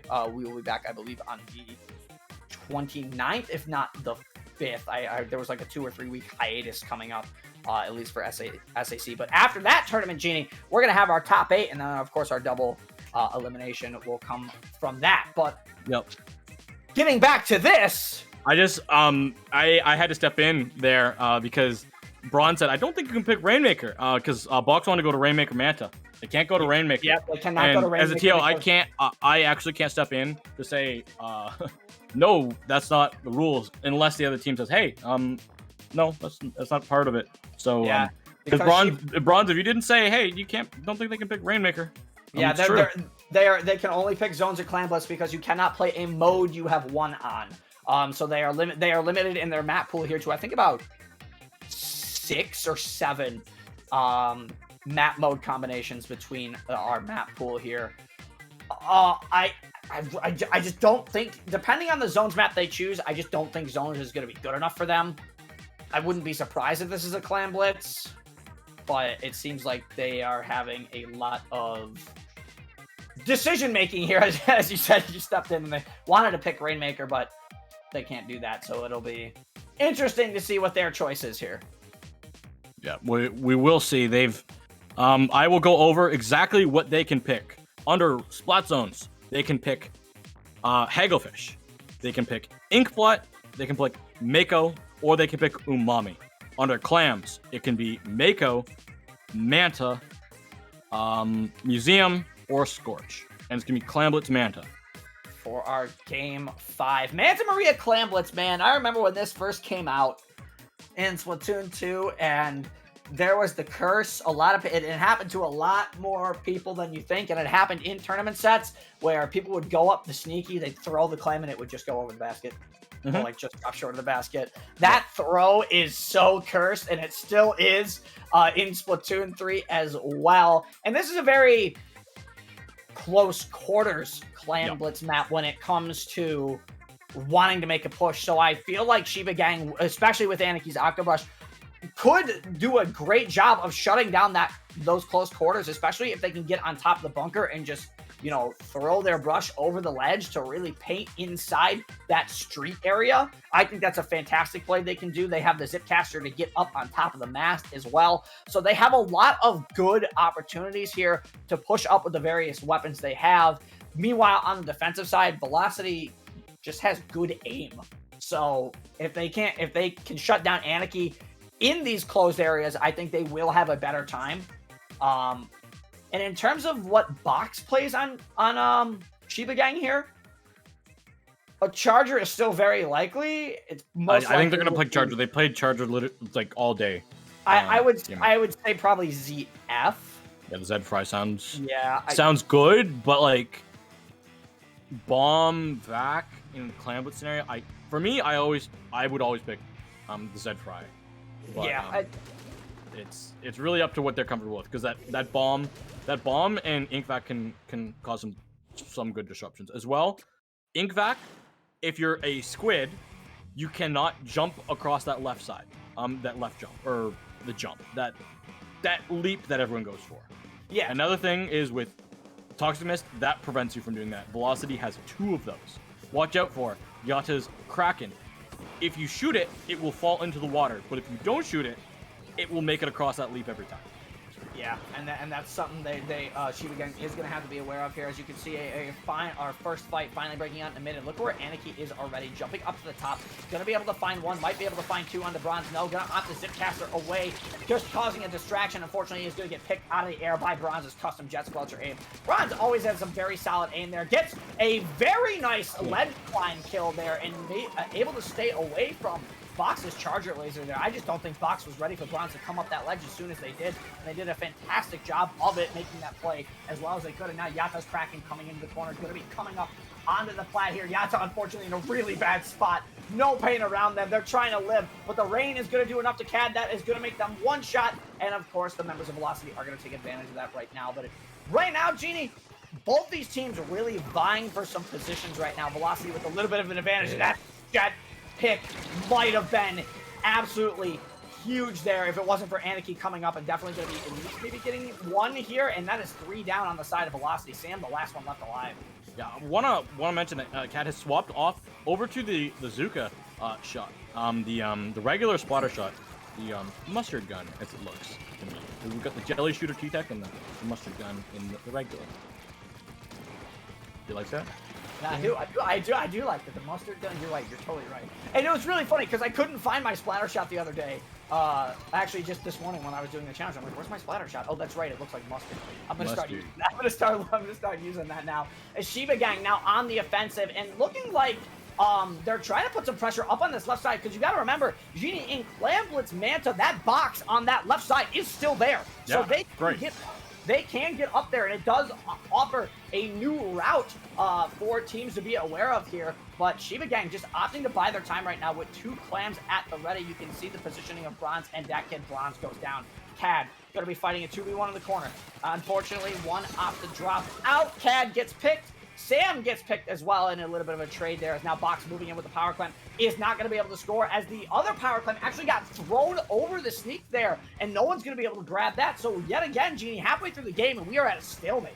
Yeah, Cat's got jumps in here. This is dangerous for Velocity, because even though they think that they've got a lot of mid control, they actually don't. Nika's going to be able to grab that tactical and make their way into the backline, probably cause some disruptions.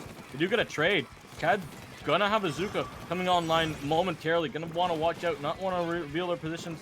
The Yatta, who has that Kraken, gonna go on top of Aniki, able to find them. Cad, ready to go with that Zuka. Pops it, tries to find Sam, nothing. Tries to find Bronze, nothing. And that's a Zuka for everybody. Yeah, the wall was there, actually, and stopped 2 of those 3 Zuka shots. They just weren't able to arc the shots over far enough to get any damage. But right now, I mean, there are no power clams for either side right now. I mean, Shiba Gang absolutely has a better clam economy right now, and finally a power clam is going to get created there. But that kid is watching that sneaky, and they are not going to allow the members of Shiba Gang to come over on that short side very easily. And so this might be a situation, Genie, where what? A rare push. Do they? Oh, that was. I thought they were going to go for it. I thought they were as well. I thought they were going to go for the score, and they didn't, but a really good play to come back and regroup with the team there. 1 clam left needed for that kid, and they will be able to get a power clam. 2 members, unfortunately, go down. The Tipcaster comes in. Aniki goes down. I'm not entirely sure where some of these players are looking, Genie. Yeah, that was crazy. This match, we're at a minute remaining, and no one has a power clam into the basket. Please, just somebody do a push, do a crazy push, do something awesome. I don't want to be here for an hour, because at this rate, bro, this is looking like I don't even remember the name of the map. Mincemeat, bro, with how long this is taking. Yeah, is Yada gonna go for the Kraken play? Nope. They don't have the clams to go for it. No, just looking for a pick, finds some damage, but not the splat, unfortunately. That snipe might be actually really, really devastating for Velocity here, as now Shiba. They have 1 power clam at in. Oh, Nikki! Moving in. Where is Aniki right now? Aniki going into the backside right there. The jump is coming in. Is it close enough? It might be. It actually might be close enough. It is indeed close enough. That is going to be the break, but it might just be two clams getting thrown in. 2 more clams getting thrown in. 3 down. It is now the members of Velocity. They need to get in. This is not a very quick. Oh, no! There's no power climb that spawned? Oh. What? They forgot to make a power. The pity wasn't going to be there in time. Velocity forgot to play the timer correctly. Oh. The timer didn't end. That's one way to lose it. It didn't create a pity clam? No, the basket didn't close in time. Oh my god, I didn't even notice it myself. That's insane. That's a really unfortunate way for that to go out. I sure thought there was gonna be. I honestly thought there was gonna be overtime. I thought there was gonna be enough time for the but there was no pity. Yeah, there was no power climb on the map, and Velocity, they had everyone. They were all just alive. They were all alive. They all had clams. I'm pretty sure they had 13 or 14 to their team total. They did. It looked like that kid, I think, was hanging on to 7 clams. They could have thrown. Oh, that's. I think they knew it as well, that they thought they'd just get overtime, or else they'd be throwing clams at each other. They'd be throwing clams at each other. Yeah, I think that's what it was. I mean, that's just really unfortunate. The basket didn't close and create the power clam in time. And they had specials. They had an advantage. Like, what are you gonna do? That there's no one there on the side of Shiba Gang to stop that Kraken play. Just go for that easy super jump to the Kraken. You've got a pity, and you're gonna have another power which you've thrown at each other. Yeah, just hit the jumps. Wow, just the miscommunication, and honestly, I think even I'm looking at chat right now. Chat doesn't even know what. Chat doesn't even know what to think about that. Honestly, I don't know if it was entirely a miscommunication either, because Genie, I think you're right. I think they thought there was going to be enough time for a power clam pity to be created, which is why they were not throwing clams at each other. And unfortunately, that just didn't happen in that situation. I'm going to watch this after our tournament is over and just see exactly how close that timer was, because that has got to be a fraction of a second between having. No, I think it was like a little more. I think it was like a third more to go. It was just over halfway, probably a little more over halfway closed. Because you have to remember that the power climb also, like, the basket has to close, and then the power climb has to form and then drop. Well, if it's falling, there's a gray area where the game actually like stops you. I've learned that the hard way. Yeah. But I thought that there was just going to be overtime anyway. I did as well. That is such an anticlimactic way to end it. I'm sure, as you saw in our third place matches, we brought up the scoreboard there. It is going to be Decay beating Rabid 3-2, so they also went to Game 5 as well. Yeah. Wow. That's crazy, but congratulations to Shiba Gang. They played phenomenally. They lost early on today, I know, in groups to Great Question. They lost their opening game to Great Question 2-1, and then did not lose another set going on.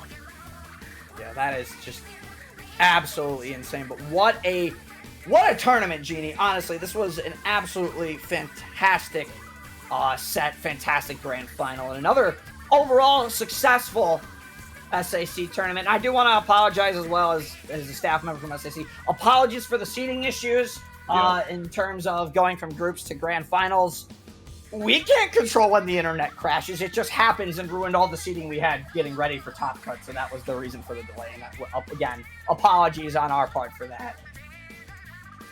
Yeah, but anyway, with that, it's been a little bit of a longer tournament today, J-Man, so I'm content to have you set yourself out so we can bounce and get ready for a little extra long break between SACs.